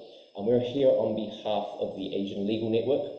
We are an organisation of lawyers, academics, as well as community organisers who want a better Aotearoa with a particular focus on Asian communities, particularly the margins of Asian communities who are often left out of policy and law.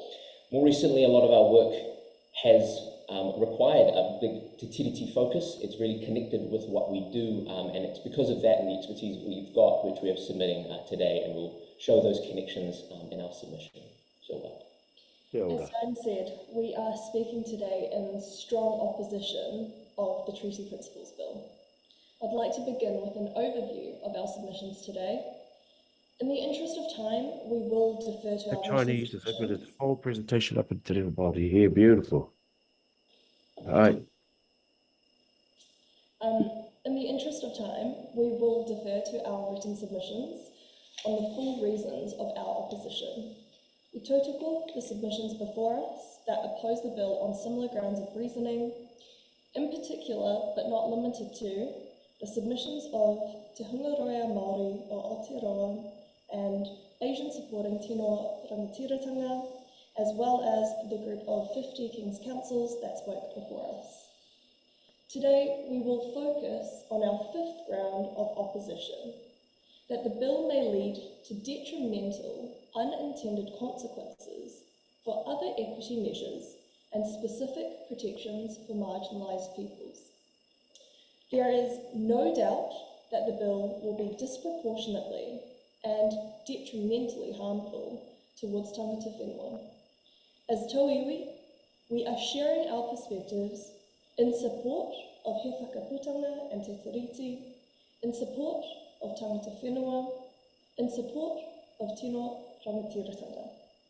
Today, we wish to share the impact the bill will have on our community to show that tangata whenua are not alone in the collective fight against colonialism. So often we get asked, why is the Asian Legal Network interested in Te Tiriti Waitangi? In short, we think it's the right thing to do. If we're pursuing a good foundation, we think for Aotearoa, for belonging for Asian peoples, it's important to get it right. We think Te Tiriti sets a good framework for this. But also, a lot of the reason why Te Tiriti gets disregarded is because of colonisation. And the problem for us is many of our peoples have faced colonisation both here and abroad. So there is an affinity against measures that are colonial. But more specifically, there is the adage that what's good for Te Ao Māori and Te Tiriti is good for Aotearoa. We think this bill is a really good example of what is bad for Te Tiriti and Te Ao Māori is bad for Aotearoa. So our focus is going to be specifically how this addresses Asian communities in particular. But we tautoko everything that's already been said about how it overrides Te Tiriti o Waitangi. I'll just pause, Rawari, if you had te haere tōna, kia ora.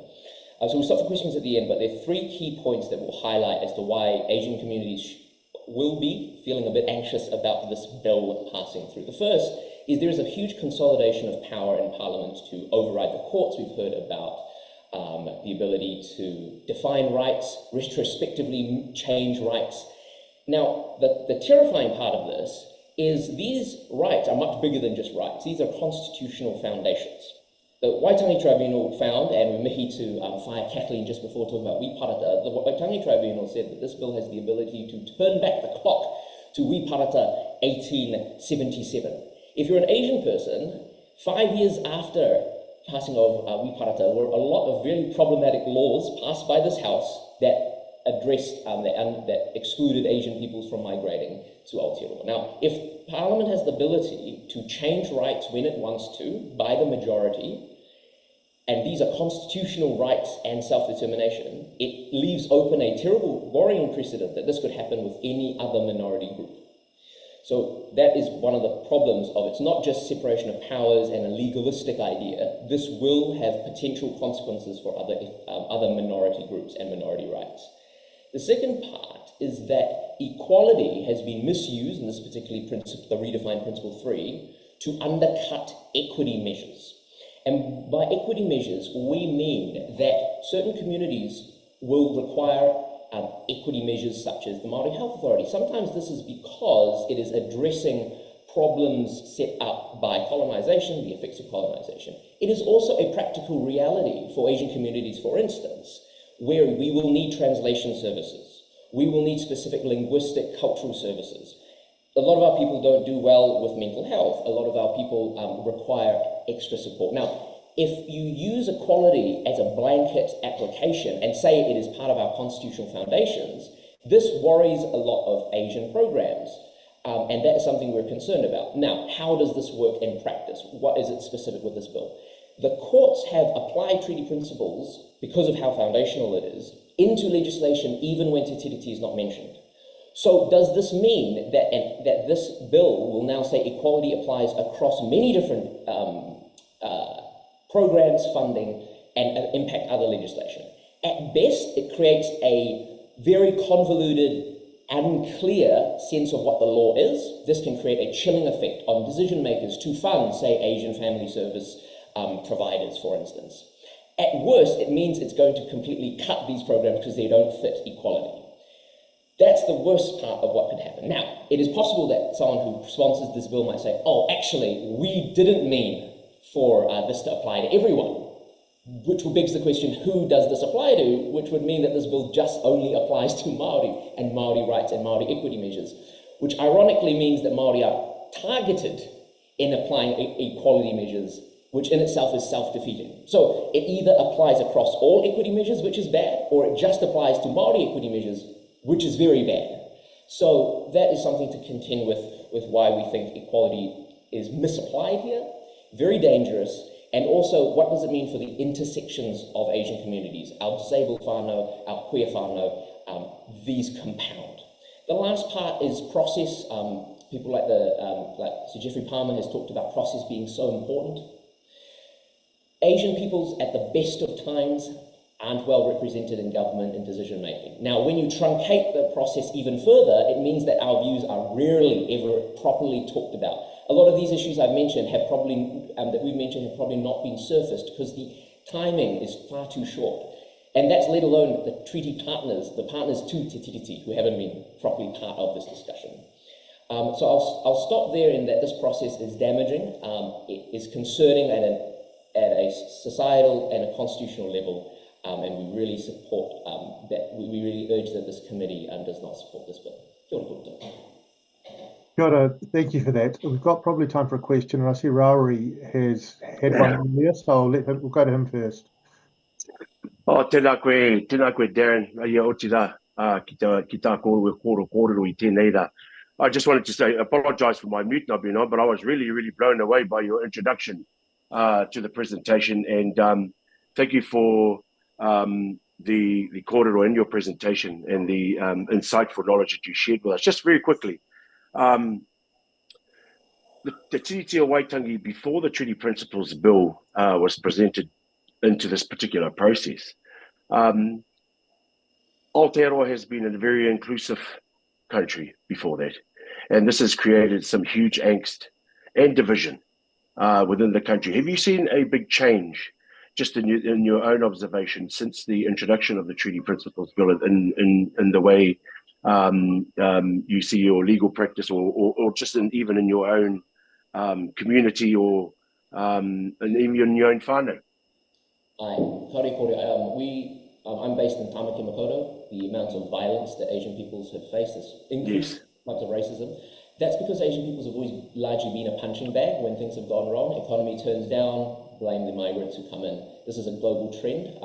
The lack of social cohesion is terribly concerning for us, and the process of this bill, with the lack of public consultation and education as well, has meant that this will be an increased risk. Yes. Thank you for that, and I echo Rawari's acknowledgement of your reo. Steve, unfortunately we don't have time for a question from you, so we'll move on to our next submitter, who is Peter Clayworth. Thank you again for your... o Valentine's me te matinga a kapene kuki. Kia ora koutou.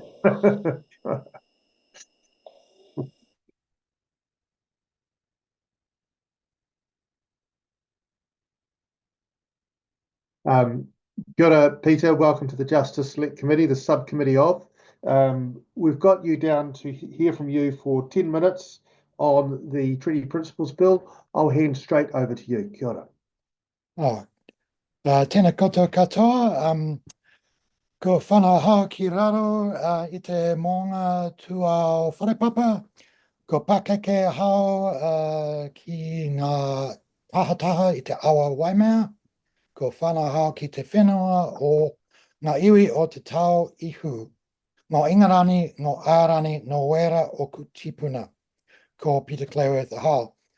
I am Peter Clayworth. I'm a Pākehā born and raised in Nelson, now living in Wellington. I've worked as a professional historian for over 25 years, for much of that time in the field of treaty-related research. I am making the submission purely in a private capacity and not speaking for my employer. I'm not a treaty expert and I'm not a fluent speaker of te reo, but I have read the text te Tiriti o Waitangi, the Māori text, the treaty te Tiriti, and I've also read the English text of the Treaty of Waitangi.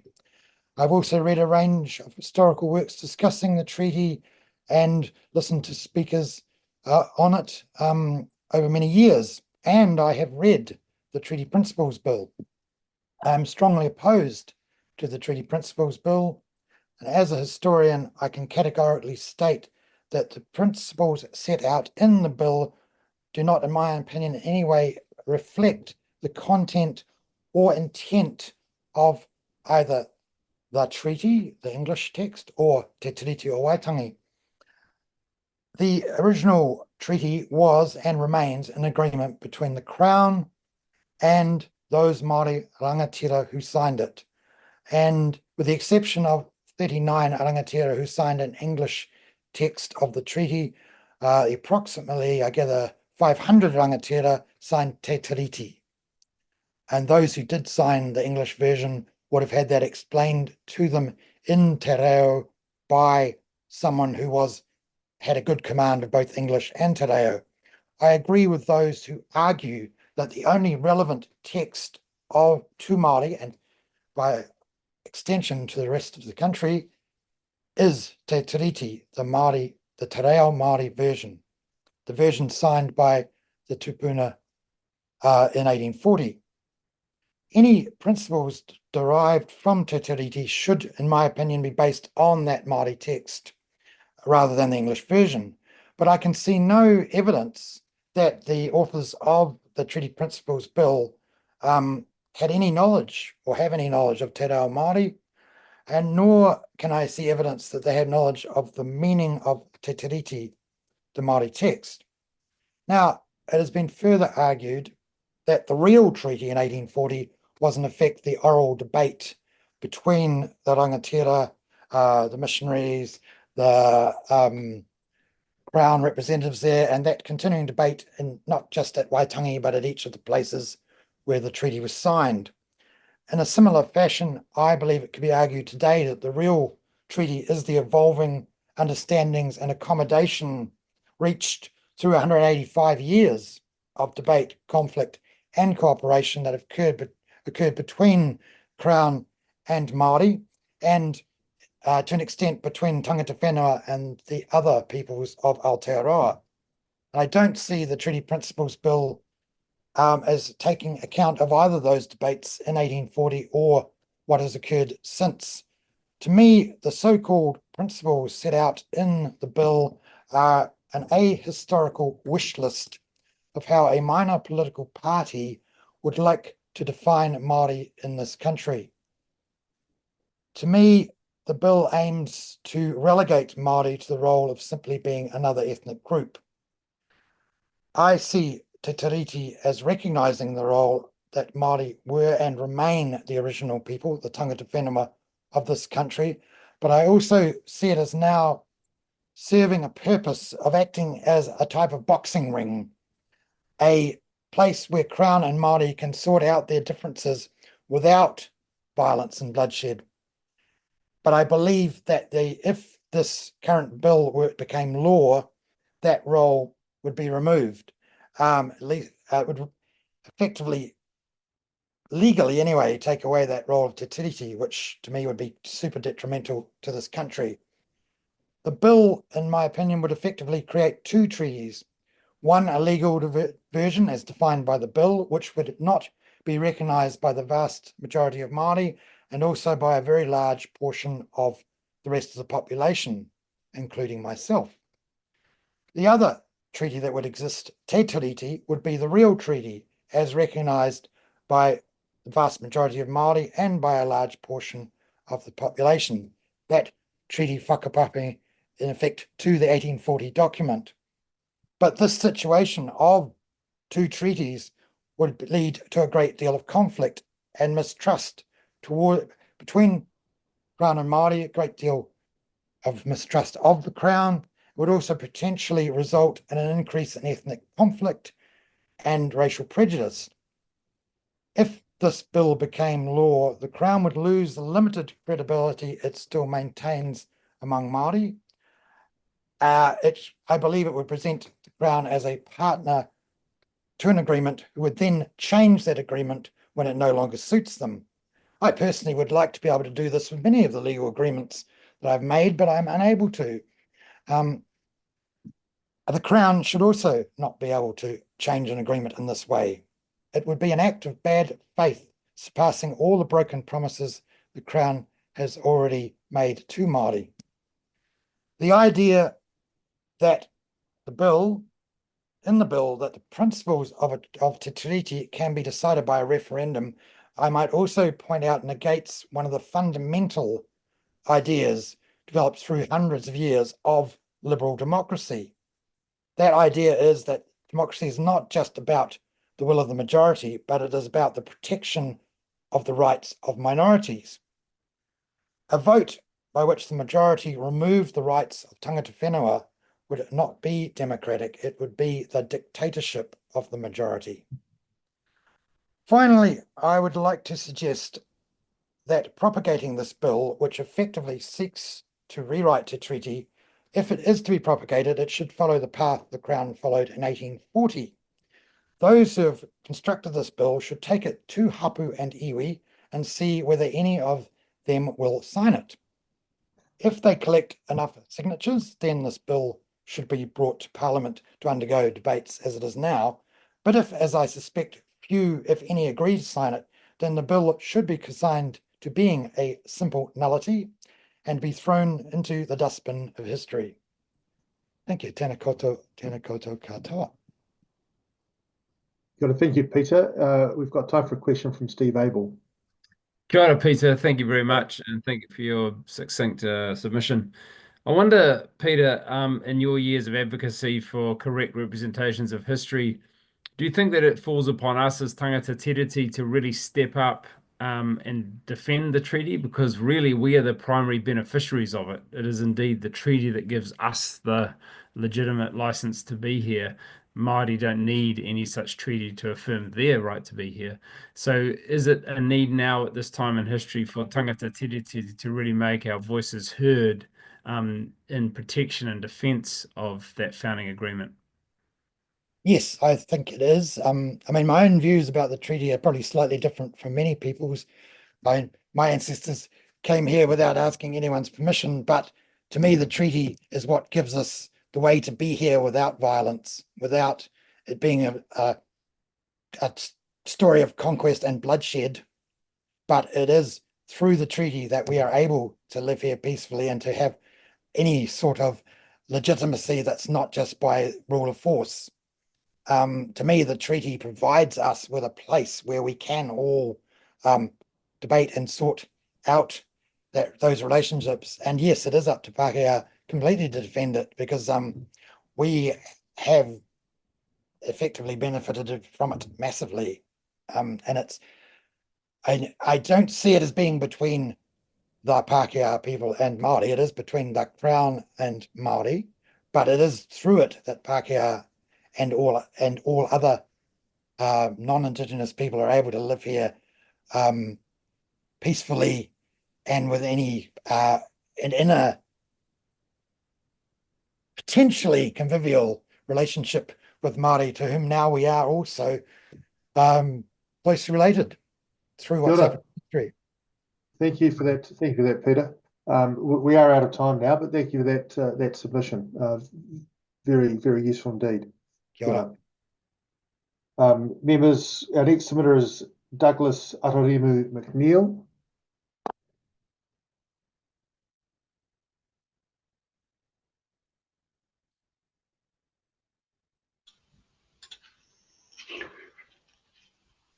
Kia ora, Douglas. Welcome to the subcommittee of the Justice Select Committee. Thanks for coming on to submit on the Treaty Principles Bill. We've got you for 5 minutes, so I will hand straight over to you. Ka pai. Ko tautoko hia ngā mihi kua mihia.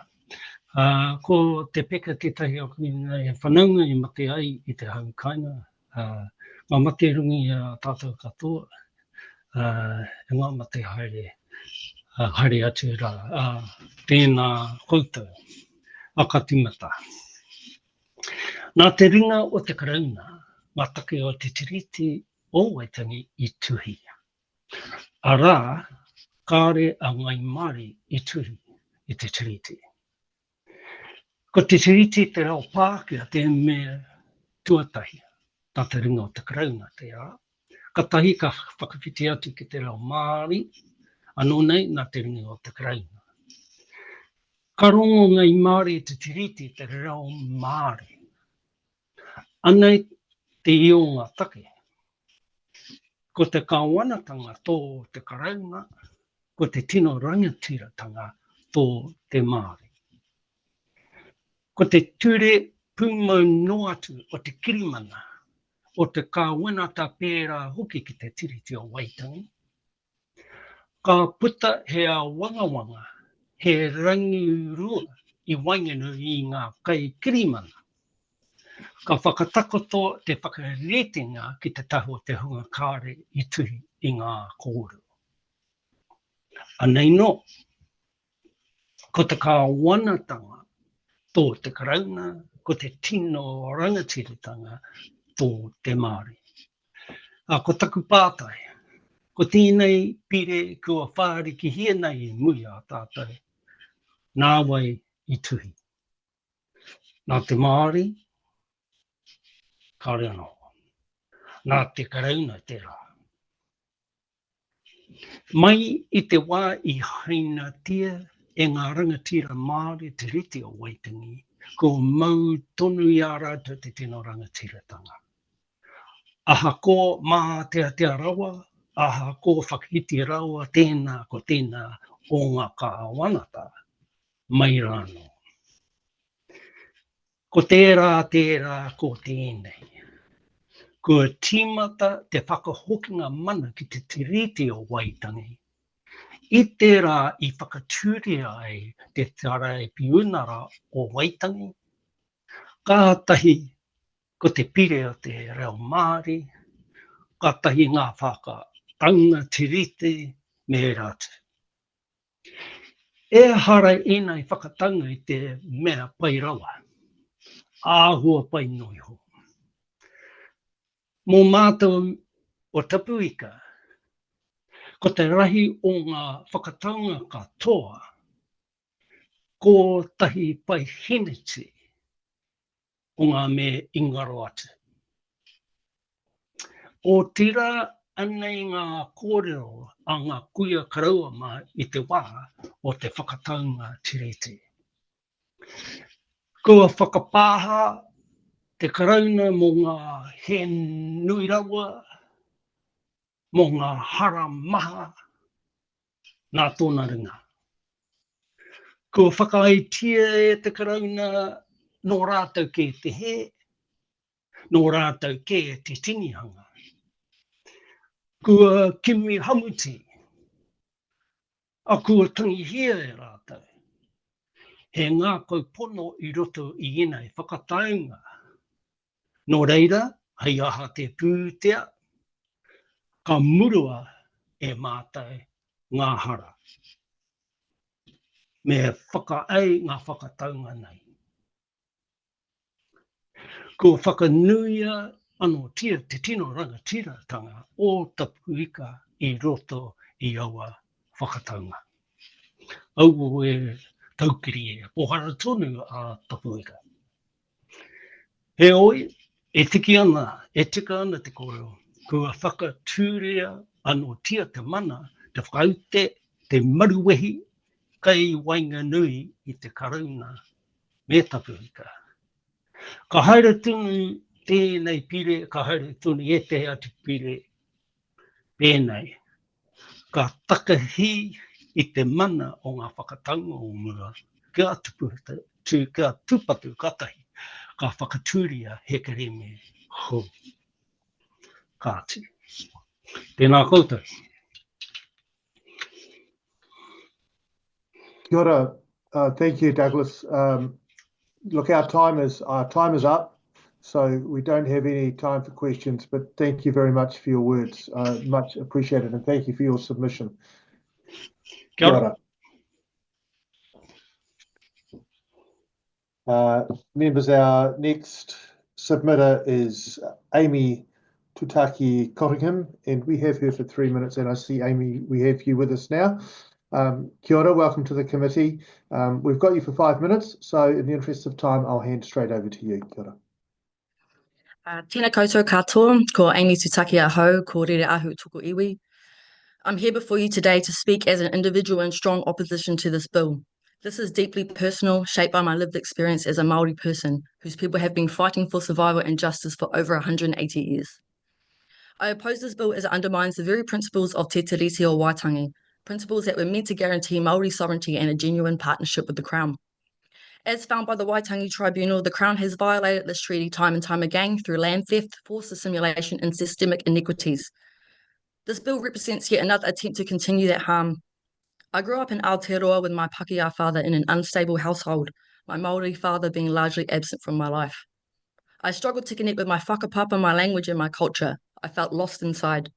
Internalized colonial narratives taught me being Māori meant being aggressive, defiant, and an outsider to society. By age 15, I dropped out of school and turned to substance abuse, searching for something to fill the emptiness. But this was not a personal failure, but a result of a colonial system designed to erase Māori and to deny us our rightful place in the world. I'm not alone in this. Many Māori and Indigenous people globally face the same struggle. This bill threatens to deepen our struggle. The supporters of this bill speak of equality, but what does equality mean when Māori have never been treated equally? Māori have never had a fair share in the systems of power that govern us. Our land was taken, our language suppressed, and our culture dismissed. Pretending that we have reached equality is not fairness. It is upholding the same colonial systems that have always benefited the Crown at the expense of Māori. I've recently returned home after 8 years living and working on Wurundjeri country in Australia. There I witnessed the extensive destruction that colonisation continues to inflict on First Nations communities around the world. This made it clear that colonisation is not just a historical wound, it is a living, breathing force that continues to perpetrate harm against Indigenous peoples today. Aotearoa is known internationally as a world leader in Indigenous rights. Our commitment to Te Tiriti and endorsement of the United Nations Declaration on the Rights of Indigenous Peoples have set a global standard. Allowing this bill to pass would be a failure to Indigenous peoples around the world and a violation of our international commitments. The trauma of lost language, land, and culture is not something confined to the past. It is ongoing and is still happening in Aotearoa.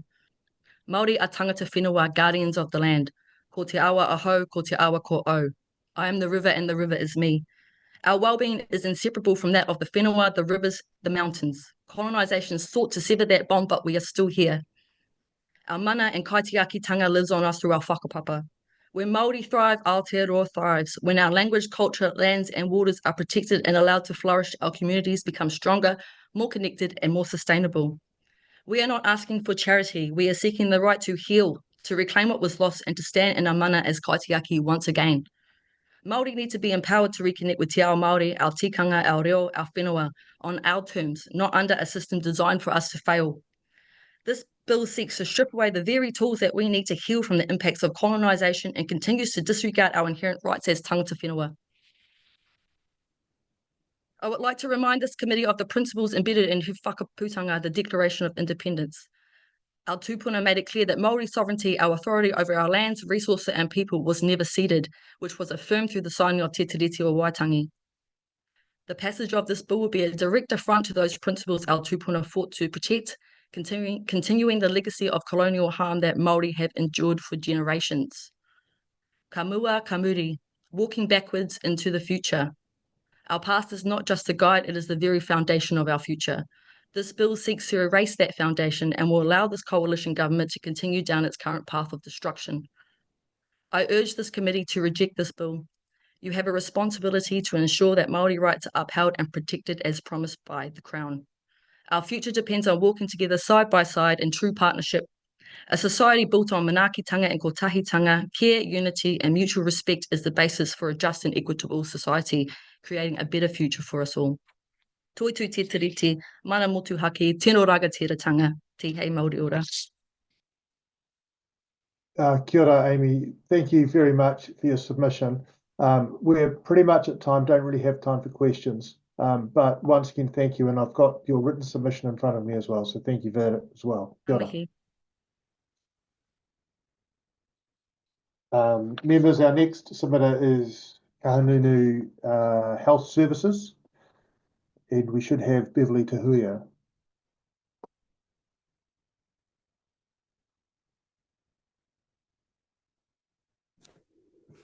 Kia ora, Beverly. Welcome to the subcommittee of the Justice Select Committee.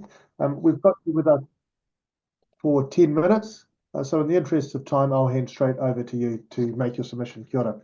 Oh, kia ora koutou, and thank you for this opportunity. I stand before you today, not just as a public health specialist, not just as a clinician, and not just as the chairperson of Ngāti Kahungunu Health Services, and not just as a woman. I stand before you as a Māori woman, as a Māori mother of future Māori mothers. And I need you to understand what this bill will do, not just in theory, but in the very real lived experiences of Māori women, of Māori mothers, of Māori children yet to be born. This bill tells me that our tamariki will grow up in a country where their rights, their identity, and their place in this world is conditional. That being Māori and Aotearoa will always come with an asterisk, a question mark, and a fight. I have spent my life working in healthcare, in research, and in governance positions, fighting to have our people, to have the care, to have the dignity, to have the futures they deserve.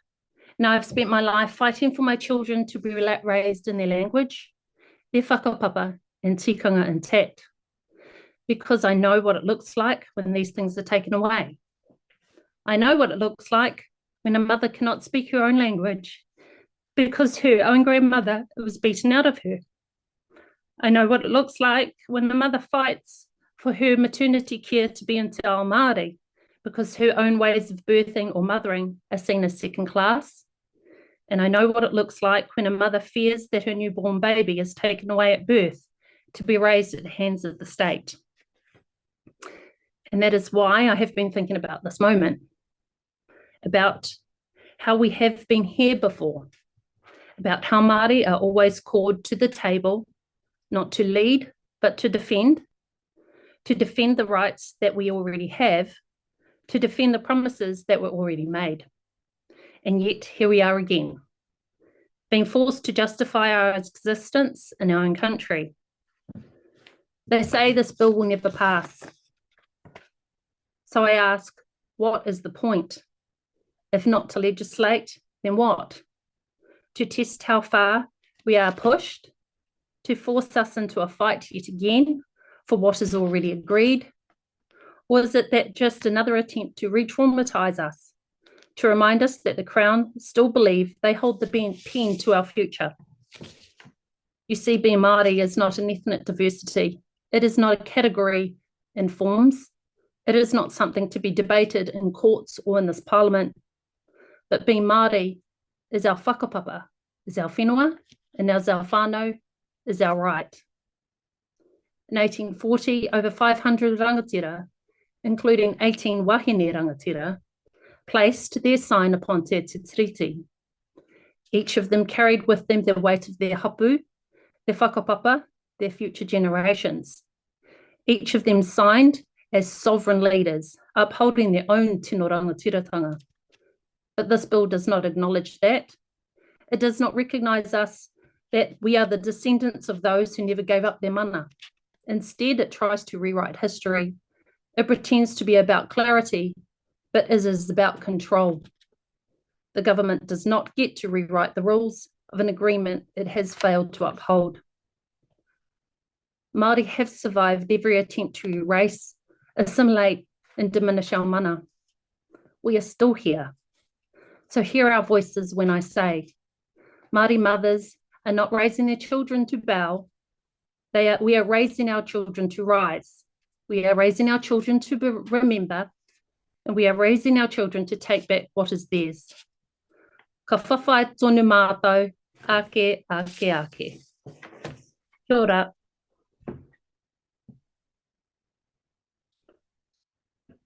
Questions? Kia ora, Beverly. Thank you for that. Members, we've got time for questions. If anyone has a question for Beverly, we do have your written submission as well, which is comprehensive. Rawari. Kia ora, Beverly.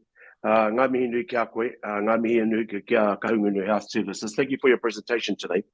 And I heard you make mention of our ability to enact Article 2, which is to be undisturbed of our own traditional practices. And I heard you talk about the birthing and being able to use our own tikanga when it comes to having babies. What this bill, how do you see the treaty principles bill in its own form, hindering our ability to be able to be undisturbed in those particular practices, and to be able to do them safely, as this bill, kind of strips away from the true article, true articles of the Tiriti o Waitaha, Article 2, which is to be undisturbed of that, the right to be able to do that, and has other interventions, powers given to govern, powers to make laws, and all those types of things. Do you see any contradictions or even any threat to our ability to be able to, as they have done in the past, as the laws have done in the past? Yeah, completely. It's a trust issue, really, isn't it? This bill talks about equality. When it talks about that, it threatens to erase equity. And what we have in the birthing realm, which is something which is tapu in Te Ao Māori, is we have almost erased all of our traditional birthing practices and knowledge around just birthing. We're slowly trying to put pieces back together of a puzzle from I guess I'll say Crown or government that just abolished us through legislation and laws and practices to birthing practices. Just having a practicing certificate means having to go through a Western training program, which doesn't value Te Ao Māori understandings of birth. And so today, what we have today is Māori wahine and babies are overrepresented in every clinical outcome to their detriment. You know, babies, the most appalling, I could probably say that Māori babies are not resuscitated at the same equity point as non-Māori babies. And so you got to point to a system that was not made for us, we're not thought of in the system. And it just reflects in the inequities, clinical inequities, but also the dissatisfaction of wahine Māori whānau who are experiencing the current maternity services in this country. Kapai, thank you. Thank you, Beverly. Thank you for your submission and it's really, really useful input. Kia ora. Members, our next submitter is John Perham, who we have for 5 minutes.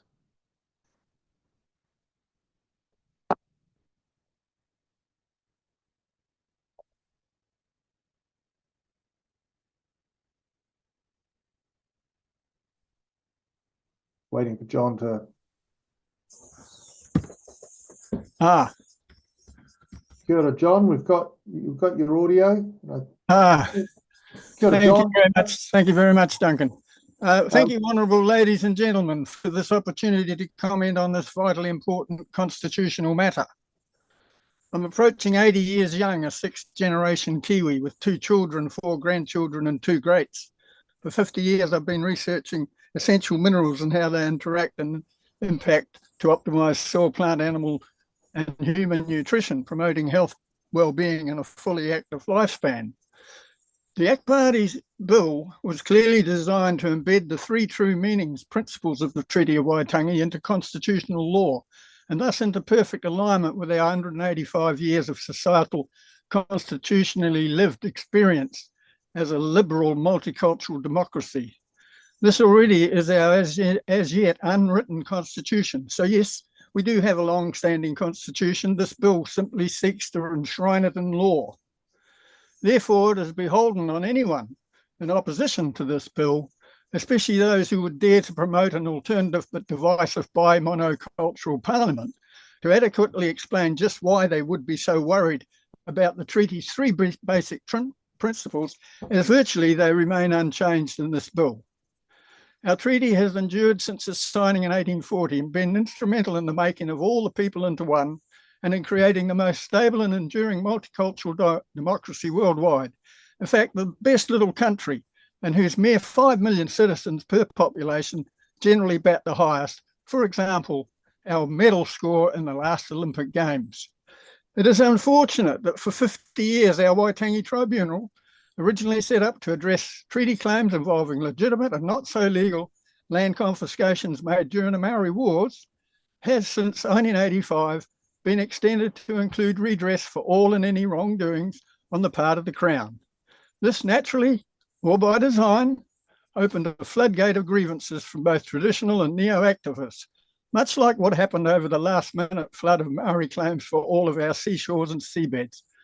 The bun fight continues, which only intensifies their quest for special privilege, their flagrant rubbishing of colonialism, and the degradation of the modern Pākehā as unwelcome invaders, all in the efforts by radical Maori to claim sovereignty by 2040, reference He Puapua, the New Zealand government report of 2019. Initially, it was UN interference which led to this report, and the future prospects under He Puapua have likely been a major cause of social tensions, but inflamed by successive governments' reluctance, hence failure to put things right many years ago. Astoundingly, there appears to be little logical supporting evidence from a Maori viewpoint. Many theatrical sideshows, and it is certainly not sufficient that the co-leaders of Te Pāti Māori proffer just 4 points in trying to convince people into their believing their statements against, as they made to the Waitangi Tribunal in August 2024 in anticipation of David Seymour's bill. They first asked 2 questions, then followed up with 2 statements. The statements, they said Article 1 gave to Pākehā to govern over themselves, gave consent to Pākehā to govern over themselves.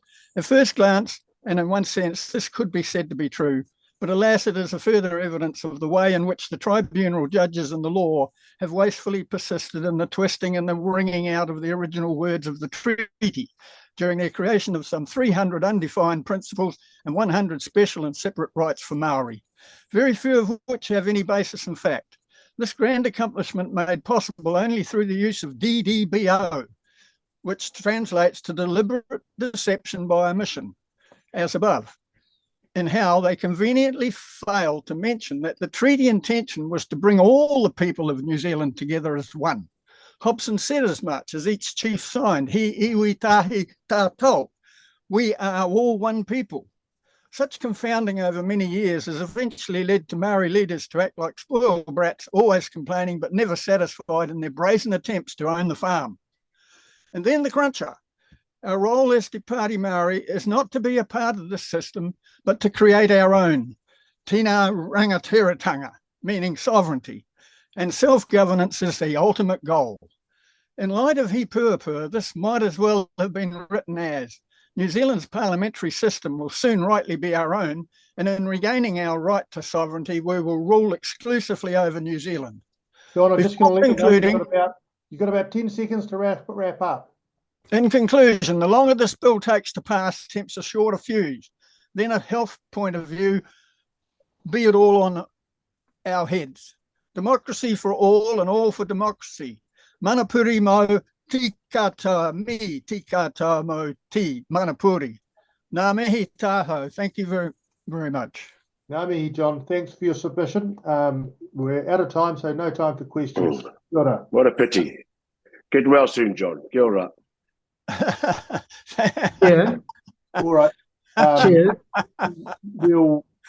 We've got the New Zealand College of Public Health Medicine next. Sorry, did you have a point, Carl Bates? Yeah, just a quick point, Chair. If we can ask the staff to promote Suze to a panellist. She's replacing Mark. I'm sure that they're onto it. They've got a lot going on in the background there, but thanks, Carl. All right, members, we now have the New Zealand College of Public Health Medicine, and I see we've got Colin here. Colin, we've got you for 10 minutes, and Anna has just come online. You'll appreciate time's tight, so I'll hand straight over to you for 10 minutes. Kia ora. Tēnā koutou katoa. Thank you for the opportunity to speak with you today. I am here in my city as president of the New Zealand College of Public Health Medicine. I am joined by my colleague, Dr. Anna Stevenson, who is the president-elect of the college. The New Zealand College of Public Health Medicine is the professional body representing the medical specialty of public health medicine in New Zealand. We have more than 260 members, 187 are active. Public health medicine is the branch of medicine that deals with population health, health of population groups, policy and strategy, health promotion, the control and prevention of disease, and organization of health services. We take our written submission as read, and today we will highlight some key points. We strongly oppose this bill and categorically reject the 3 principles that it proposes. Te Tiriti is the founding document in Aotearoa, New Zealand. That is fundamental to health and social policy developments for all New Zealanders. We believe that Te Tiriti provides both the impetus and structure for putting in place the measures needed to tackle the stark inequities in health outcomes for Māori. Our opposition to the bill is based on 4 interrelated grounds. First, this bill is premised on a dubious rationale. Treaty principles have already been carefully developed over nearly 5 decades. In short, this bill is proposing a flawed solution to a problem that doesn't exist. Precise problem definition is an essential first step in the practice of medicine, and we do not believe that this bill has adequately defined the problem we are trying to solve. Secondly, the process to develop this bill has deliberately excluded engagement with Māori. This is a clear breach of Te Tiriti, a view shared by officials. Thirdly, the principles that this bill proposes misrepresent and distort key concepts in the articles of Te Tiriti. They trample on the mana of Te Tiriti, discriminate against Māori, abrogate Māori rights, and extinguish Tingo Rangatira-tanga. I will now hand over to my colleague, Dr. Stevenson. Kia ora koutou. Ko kapiti te motu whakaruru ko Waikanai te awa whakaruru no Waikanai o ke o Totahi toko kainga naine e te mana o kai tahu iwi ko Anna Stevenson taku ingoa. I just wanted to speak as our 4th point to what we believe is a false narrative that has been around for a while, but it's certainly got a lot stronger, which is that Maori enjoy some kind of unfair advantage in Aotearoa. And we believe that the opposite of that is the case at the moment. We wanted to present to you a graph, and perhaps you could imagine it in your head.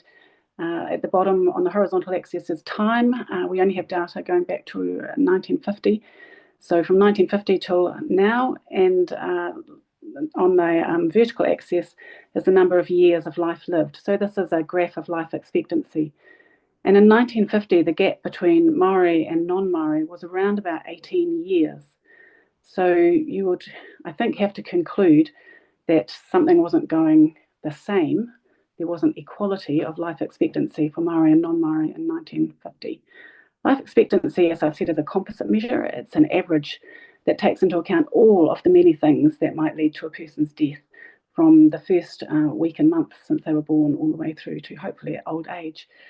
And in 2019, that gap had narrowed from 18 years to around about 7 years between Maori and non-Maori.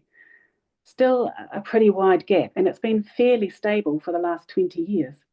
So we believe that it's that something is wrong, and certainly in health, Maori are not achieving the same life expectancy as non-Maori, and that is a health equity issue.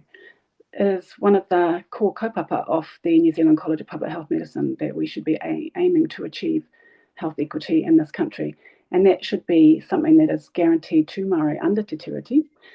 But also, as Steve Abel talked about, Pākehā are the primary beneficiaries of Te Tiriti, and health equity, if that were achieved, this would be good not just for Maori, but also for non-Maori. There would be health gains for everybody, there would be economic gains for the whole country, there would be many other wider social and health benefits if we were able to achieve health equity. And I think Aimee made the same point just earlier too, where Maori thrive, Aotearoa thrives.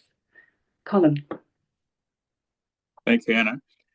If this bill is enacted, it would erode the very purpose and status of Te Tiriti in our constitutional arrangement and lead to increased health inequities for Māori. We urge members of this committee to recommend that the bill has not progressed to a second reading in the House. Tēnā koutou, tēnā koutou, tēnā koutou katoa. Thank you. Tēnā koroa. We do have a little bit of time. If we can keep our questions brief, I'll go to Steve Abel first. Kia ora, thank you very much for your substantive submission and articulating the inequitable health outcomes from Māori. One thing you mentioned in paragraph 9 was the racism that this narrative encompasses that we're currently undertaking with the bill enables, has likely already caused harm to Māori and has the potential to further increase health inequities. Racism is widely recognised as a major driver of ethnic health inequities nationally and internationally. Can you speak to that harm for us? Pardon?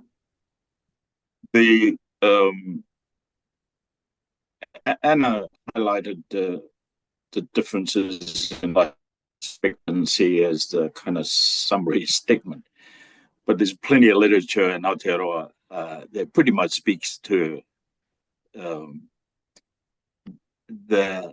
differences that exist, the inequities that exist, whether that's child health or diabetes or heart disease. Pretty much all of the conditions that have been described showing marked differences between Māori and non-Māori.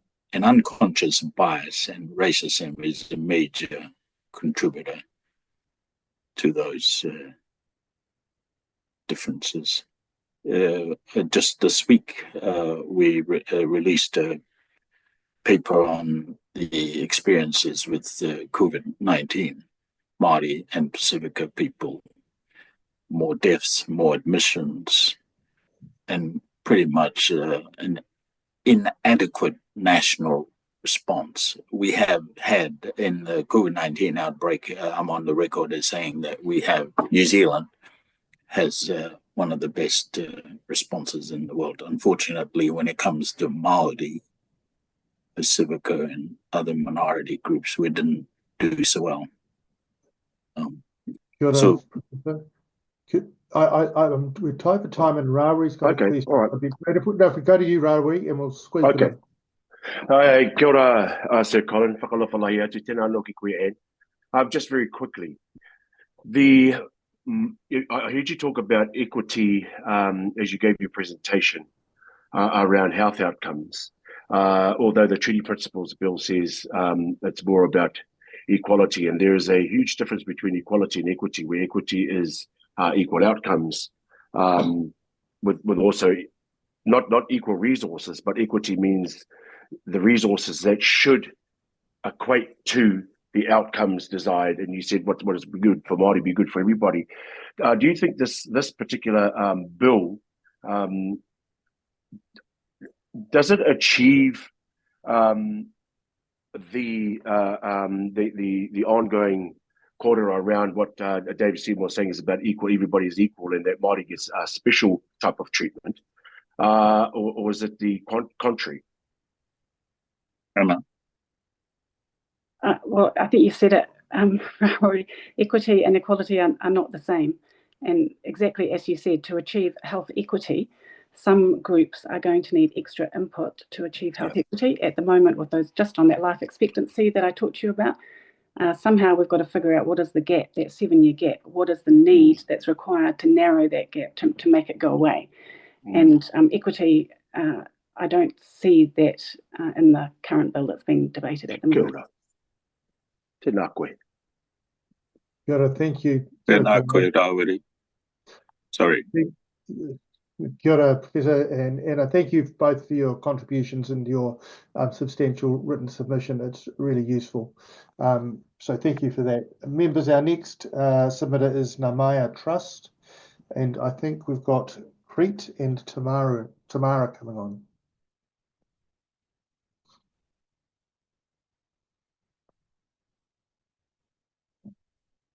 Tēnā koutou katoa. Pēhea te kōrero. Can you hear me? I can. Sorry, I didn't mean to interrupt. If you want to just launch it, then that's fine. Ka pai. Pēhea te kōrero. Me tīmata. Toia mai rā ko te Māori tapu nō runga, koina te whakaritinga o te whakaaro nui I uwhia mai roto anō te hiringa tupua I te hiringa tawhito o te atura I te hiringa atua. I toia mai ngā koha tapu e I o waiora, hei manaakitanga kia mātou rā te ira tangata, kia rangona hei Māori tū, hei Māori oho oho, ara hei Māori ora. I start with this excerpt from Ngā Tātai Ihorangi for the express desire to show you a glimpse of the way Māori view the world. It was written as a reminder to acknowledge that within the Māori worldview sits the answers to health and well-being for all. Kei roto te ao Māori, te oranga. These promises sit within the context of Te Tiriti o Waitangi. They were written in to firm up an agreement between two peoples of this nation, Hiwi Māori and the Crown. We have recently celebrated this historical event at Waitangi recently, and not all were shown the welcome mat. The discourse that was expressed there was met with rhetoric and the abuse of power and privilege, much the same as we have heard today. Today, Ngā Maia has come before you to put a po in the ground and say, stop the madness. Do not rewrite history to suit your own needs. Do not assume that a bill such as this will supersede and improve the quality of relationships in Aotearoa. As you can see, it has just achieved the opposite. We oppose this bill and urge Aotearoa to uphold the Articles of Agreement on Te Tiriti. In our written submission, we discussed the failure of the health system and systems in general to improve the health of our people in Aotearoa. As a midwife within Te Tai Tokerau for 30 plus years, I have witnessed firsthand the demise of Māori health, the inability to address the disproportionately high rates of death and illness among Māori. The recent disestablishment of the Perinatal Maternal Mortality Review Committee, the agency responsible for ensuring accountability in the maternity sector, is yet another nail in the coffin of health. The statistics that have been presented are undeniable, and the recommendations have been ignored. To erase vital oversight mechanisms such as equity data, essential to addressing disparities will only further distance those that have and those that have not. Persistent inequity is unacceptable. In the last 16 years, suicide has been the leading cause of death in pregnancy. 80% of these are Māori and Pacifica mothers. Given the context of the bill and its belief that we are all one with the same income and expenses, the divide will expand and the fallout of this bill will be the whānau and the mokopuna. For too long, Māori birthing whānau have been subjected to the impacts of institutional racism and a system that devalues and undermines what would make the difference. You may ask what these differences are. More Māori midwives, kahu pōkai and akonga, giving care that is culturally appropriate. At present in Aotearoa, we have 300 Māori midwives serving a birthing population of 300,000 whānau. Most of these whānau requiring complex care. The data tells a story. We are a resilient nation who have thrived in spite of the harm. Te Tiriti is a living document. Tātou ma, it's living, discussed throughout the generations. I've been raised as a descendant of Te Tiriti. I'm just one of many. You saw them at Waitangi. Our tūpuna Kawati was one of the rangatira who added his mark to this historical document. Te Ohaki a Kawati refers to a prophecy by him after the war at Ripeka in the 1800s. It refers to the treaty, our covenant of agreement, and predicted that what is happening today would come to pass. He also predicted that we as a nation need to uphold the covenant, which was made in good faith and understanding. The day will come when you will be like the Pākehā, he said. Do not desecrate the sacred covenant endorsed by your forebears. Look beyond the sea to the transfiguration of the future. We are living the prophecy today. Let us honour the life-giving sanctity of Te Tiriti o Waitangi through the fertility and birth of a nation who chooses to uphold its founding document and its binding promises. Toitu te tiriti. Kia ora mai tātou katoa. Kia ora, thanks. Crete, thank you for your submission. We are pretty much exactly at time, so we don't have time for questions, but we've got your written submission, and thank you for presenting today. So kia ora. Rite pai. Kia ora mai tātou. Members, we next have Te Tatau Aotearoa Charitable Trust.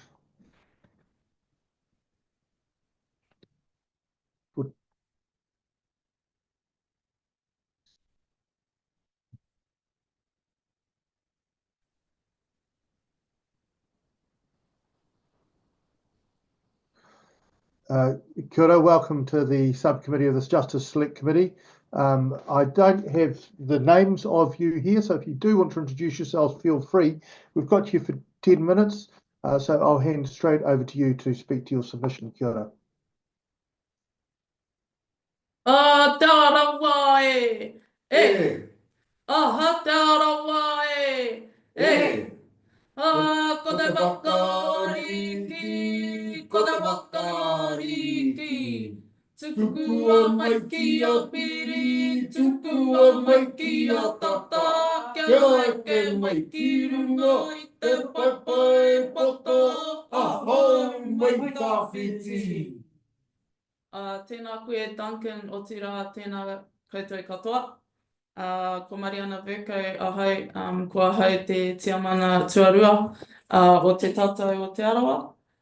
Ko aku hoa o te pari hoki ēnei. This submission is made by te Tatau o te Arawa on the principles of the Treaty of Waitangi Bill. Te Tatau is an independent charitable trust working to achieve the sustainable well-being of people, culture and place within te Arawa. Mai make tū ki tō ngariro. I am here today to highlight the following key points from our submission. Point 1, we strongly oppose the bill. Te Tatau o te Arawa strongly opposes the principles of the Treaty of Waitangi Bill as it undermines and harms te Arawa, Māori and the rights of tangata tiriti. Point 2, the bill misrepresents te tiriti and Māori sovereignty. Te tiriti o Waitangi acknowledges that Māori did not cede sovereignty to the Crown. The Waitangi Tribunal's 2014 report, He Whakaputanga me te tiriti, confirms Māori retained tino rangatiratanga. Point 3, erosion of Māori Crown partnership and social cohesion. This bill further damages an already fragile Māori Crown relationship. Historical government policies have led to the loss of land and taonga, causing intergenerational trauma for Māori. These injustices manifest in poor health, imprisonment, and alarming suicide rates.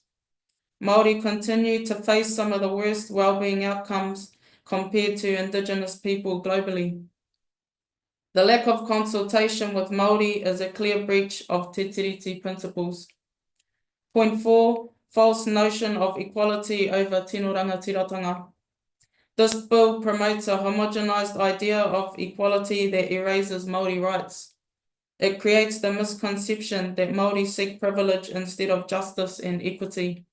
This fuels division, racism, and misrepresentation of Māori aspirations. Fifth and final point, our call to action for this committee: withdraw the bill. This bill represents the most significant modern breach of te tiriti. The government must uphold its obligations under He Whakaputanga, te tiriti, and international human rights. Te Tatau o te Arawa calls for the bill to be abandoned in favour of a genuine partnership and the protection of Māori rights. Nō reira, tēnā koutou, tēnā koutou, tēnā koutou katoa. Tēnā koe, tēnā koutou. Look, we've got time for questions, members. Rawari first. Kia ora koutou, kia ora te Tatau o te Arawa. Ngā mihi kia koutou I tēnei rā. Me ngā kōrero ko whāriki he mui te aroaro o te committee. Thank you for your presentation and for your submission, comprehensive submission. And we know that that Te Arawa have for a long time been able to find balance with the Tiriti o Waitangi, and everybody living here in Aotearoa, and probably do it better than anybody else around the country in terms of your hospitality and manakitanga. So the expertise that Te Arawa have in regards to true partnership and being able to truly live as a nation, I think is just a mihi kia koutou o Te Arawa.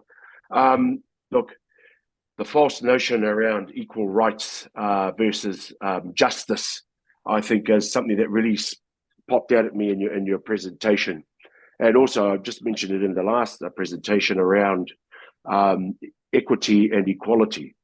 And so I just wanted, can you just just flesh that out for us a little bit more around the kind of false notion around how David Seymour and their party have been pushing equality and that Māori are getting special rights rather than justice for the many years of injustice when it comes to land theft, resources, and also other things that have stripped Māori from those things, which has put us at the top of every bad statistic here in Aotearoa. Kia ora, Rauri, Jude Punny, taku ingoa. Hello, Jude. Oh, kia ora, thank you, Duncan, Mr. Chairman and Committee, for the opportunity for Mariana and Ruku, my board members, to present our submission on behalf of the Te Arawa partner in this local government partnership arrangement with Rotorua Lakes Council. And Māori, the equity and equality conversation is often presented but completely misunderstood. Yes. This equality, it's just, and our previous speaker raised it, Anna, in a really eloquent way around equality and placing a homogenised blanket over this country where it's one, everybody's individual and you all get the same share of the pie. Well, in a perfect world, that would be wonderful, but we all know that the pie is 90% given to X percent of this country, and the other small piece of the pie is given to Māori and others that don't meet the criteria of equality. So equity for Te Tatau is paramount. It's paramount in the broader conversations in this country around the Māori referendum, around Māori wards, and it's not a one person equal to the next person. It's righting the wrongs of all the injustices as best we can do in 2025. So, yeah, I don't know if Ruku's here from our board and Mariana, but that's just my view of this equity and equality conversation. Dauri. Thank you, Jude. Ngā mihi. Kia ora. Kia ora. Thank you for that.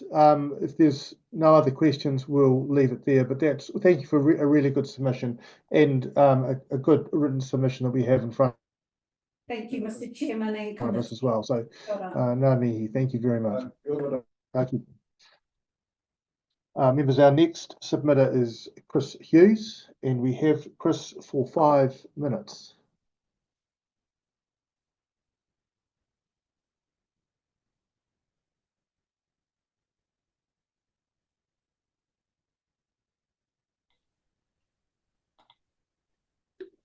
Good afternoon, Dr. Webb and committee members. Can you hear me?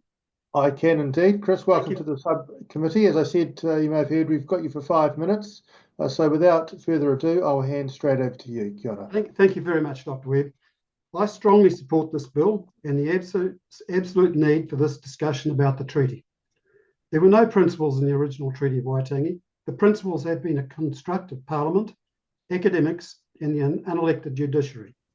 The concept of principles in the treaty were introduced into law by the passing of the Treaty of Waitangi Act 1975, but the Act did not define those principles. I would like to advance the thought that this bill is just a first step in a project to grow the unity and wealth of all New Zealanders. New Zealand's economic performance has basically been going backwards as measured by OECD rankings of GDP for the last 50 years. New Zealand is now ranked 33 out of 37 OECD countries and is ranked 54th in the world rankings of the top 60 countries economies. Our productivity per capita continues to fall. You may well ask, is it a coincidence that this timing follows the passing of the Treaty of Waitangi Act 1975? I would like to advance a theory that we have as a country become too fixated in the past and divided as a people. In other words, we are not all working for a common cause and objective, which is essential for a strong and united team to succeed. Too much money is being directed to non-productive activities. As an example, New Zealand has an entire industry which is focused on a document signed over 185 years ago. On 17 October 1877, Chief Justice Prendergast declared this document a nullity, stating that it had served its purpose of delivery of law and order to New Zealand. Unfortunately, politicians gave this document a new life in 1975. Where is the vision for our future, I ask? I see this bill as a launching pad for the future of New Zealand Inc. Imagine, if you will, that it could be a first step on the pathway to a more prosperous and united New Zealand. If the Treaty Principles Bill is enacted, I believe it will be replaced in future by a written constitution. This constitution should be the foundation on which our leaders can develop a vision for the future of New Zealand, say New Zealand 2040. This vision must see New Zealand as going forward as one people, one country, with a common goal of lifting our unity and prosperity as a nation. A country of which we are very proud as citizens, one which would see our youngest and brightest encouraged to live and work in New Zealand as contributing citizens. Just as importantly, we need leaders who can develop and articulate a vision for our country and take the people with them. Yes, I do support the bill, and would like to thank David Seymour for his thought and courage to promote this Treaty Principles Bill to this present stage. We must have a referendum and let the voters decide and affirm the pledge made by Captain Hobson on 6 February 1840. He iwi tātou tatau. We are now one people. Thank you for listening to my submission. Kia ora, Chris. Thank you for your submission. We have your written submission as well. We have time for a question if members have one. But if not, that's fine also. You'll appreciate we've heard a few submissions and asked a few questions already over the past few days. So thanks for taking the time to make your submission to the subcommittee. Kia ora. Thank you, Dr. Webb. Cheers. Thank you. Members, our next submitter is John Porter, who we also have for 5 minutes.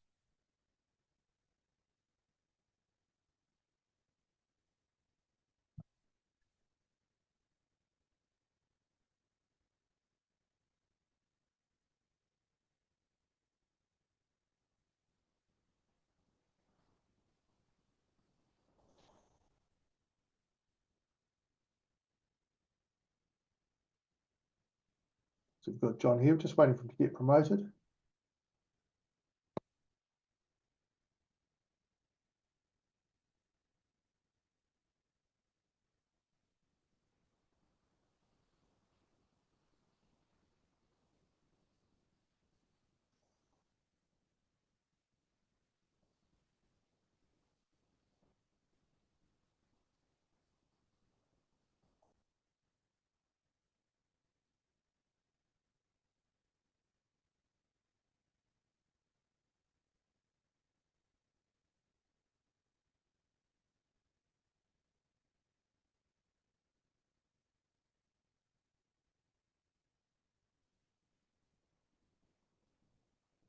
I'm not quite sure what's going on there.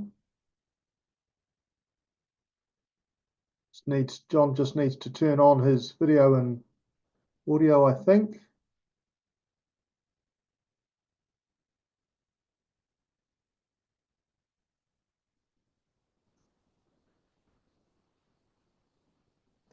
Are you there? Yes, we are, John. Good to have you here. Thanks for coming to this Justice Subcommittee.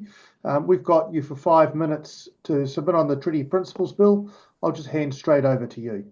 Okay, apologise for that mix-up at the start. Firstly, thank you for the opportunity to speak and present my submission. Other than on polling day, we as ordinary citizens and taxpayers of this nation do not get to partake in the parliamentary process very often, so I very much appreciate this opportunity. I speak in support of the Treaty Principles Bill. To be a vibrant, successful and democratic country where our grandchildren and great-grandchildren want to raise families, we must be moving forward as one country, as one people. How can we expect to thrive and flourish as a vibrant and successful country when we operate as two separate halves, especially when one of the halves believes they hold not only a separate status, but an elevated status on the basis of ancestry? How can that be successful? We're a small country comprised of a number of cultures, cultures that can and should live harmoniously. The essence of a democracy is that all citizens are equal under the law. Regardless of social status, wealth or background, everyone should be treated equally by the legal system. That is a fundamental cornerstone of a democratic society. Do we now not want to live in a democratic society? Democracy's value rests on the core principle of political equality. All members of a political or social community have equal rights to affect decisions made in their name. This simple formula ensures individuals and social groups are treated with dignity and respect and have the necessary autonomy and freedom to flourish.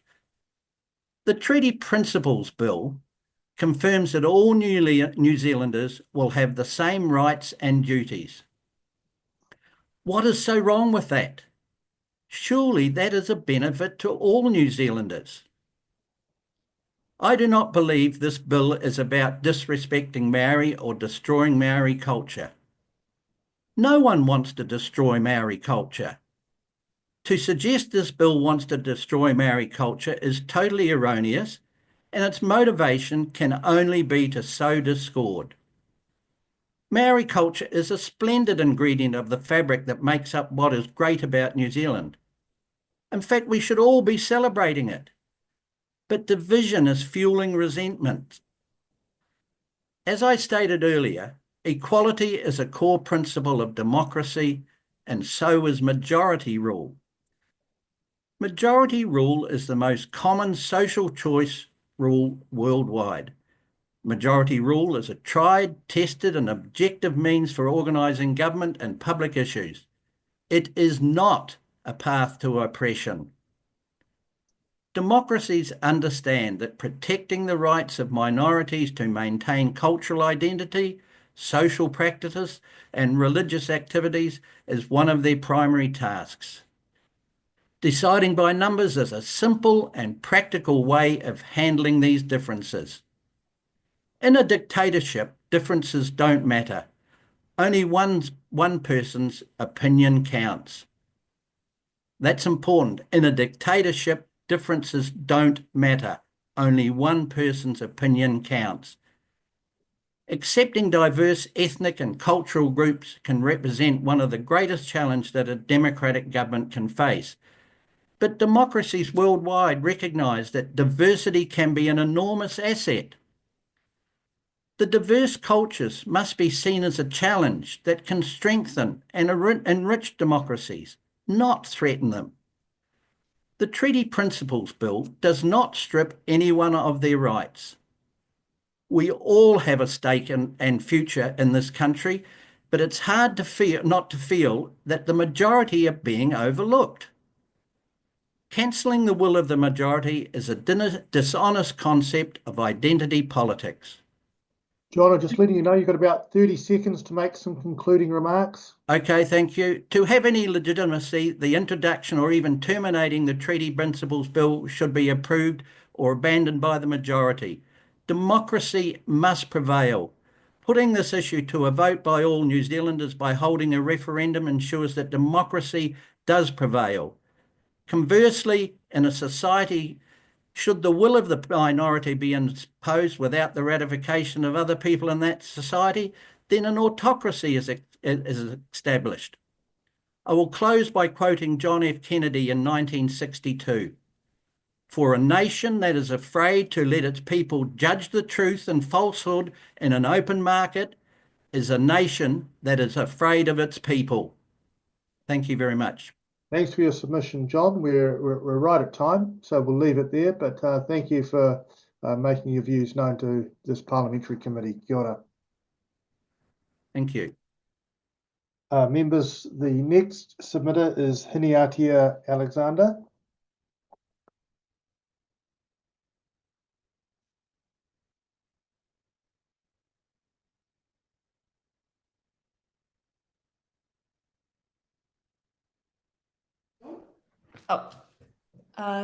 Tēnā koutou. Tēnā koutou. Tēnā koe, Hiniatia. We can hear you, but we can't see you, but that's fine. Okay, hold on, just give me a sec. Okay. Sorry, I had to download Zoom today. It was very chaotic. Well, look, you're our last submitter today, so it's great to have you here.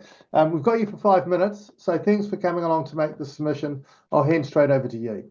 Tēnā koutou katoa, ko Hiniatia Alexander aho. I am a 16-year-old living in Ōtautahi, and I participate in kaupapa at my marae, at Moeraki, and I also participate in Model UN and NZ Model Parliament, and thank you for giving me some time to speak today. I recently made a submission opposing the treaty principles bill because I care deeply about the future of Aotearoa. I wrote my submission alongside 3 generations of my whānau because as a whānau we care about Te Tiriti and making sure that it is upheld. There are many reasons why I oppose the bill, most of which have been well articulated by the people who have submitted before me today. But one I want to focus on comes from my perspective as a rangatahi who will live with the weight of the decisions today in the future as I become an adult. I have 2 middle names, Jenny and Modi here, and they come from both my taua, a tangata whenua wahine, and my grandma, a tangata Tiriti woman. My whakapapa is my inheritance, and I'm very proud of my rich whakapapa, which is sewn together, along with my lived experience growing up with a diverse community and group of friends. That all ends with me sitting here today. I am not a blank canvas. As my Moeraki whanaunga, Justin Tipper, said in his recent Waitangi Day address to the nation, a nation is not a blank canvas. There is no way to change my whakapapa, and there is no way we can change the history of our country. It's an inheritance. It's our inheritance, all New Zealanders. It's a real place, home to real people living real lives, whose collective experiences have shaped a real and defined history. I've been thinking about the impact of this moment in time and what the inheritance of myself and other rangatahi across Aotearoa will be in the future. And I would like to offer 2 possible scenarios. The first, one where this bill is given more time to set the scene for fear-mongering and division that will ultimately further break down the diverse communities that I am a part of and incite racism where it has luckily not existed in my lifetime. This scenario promotes the idea that if they get something, I will lose something.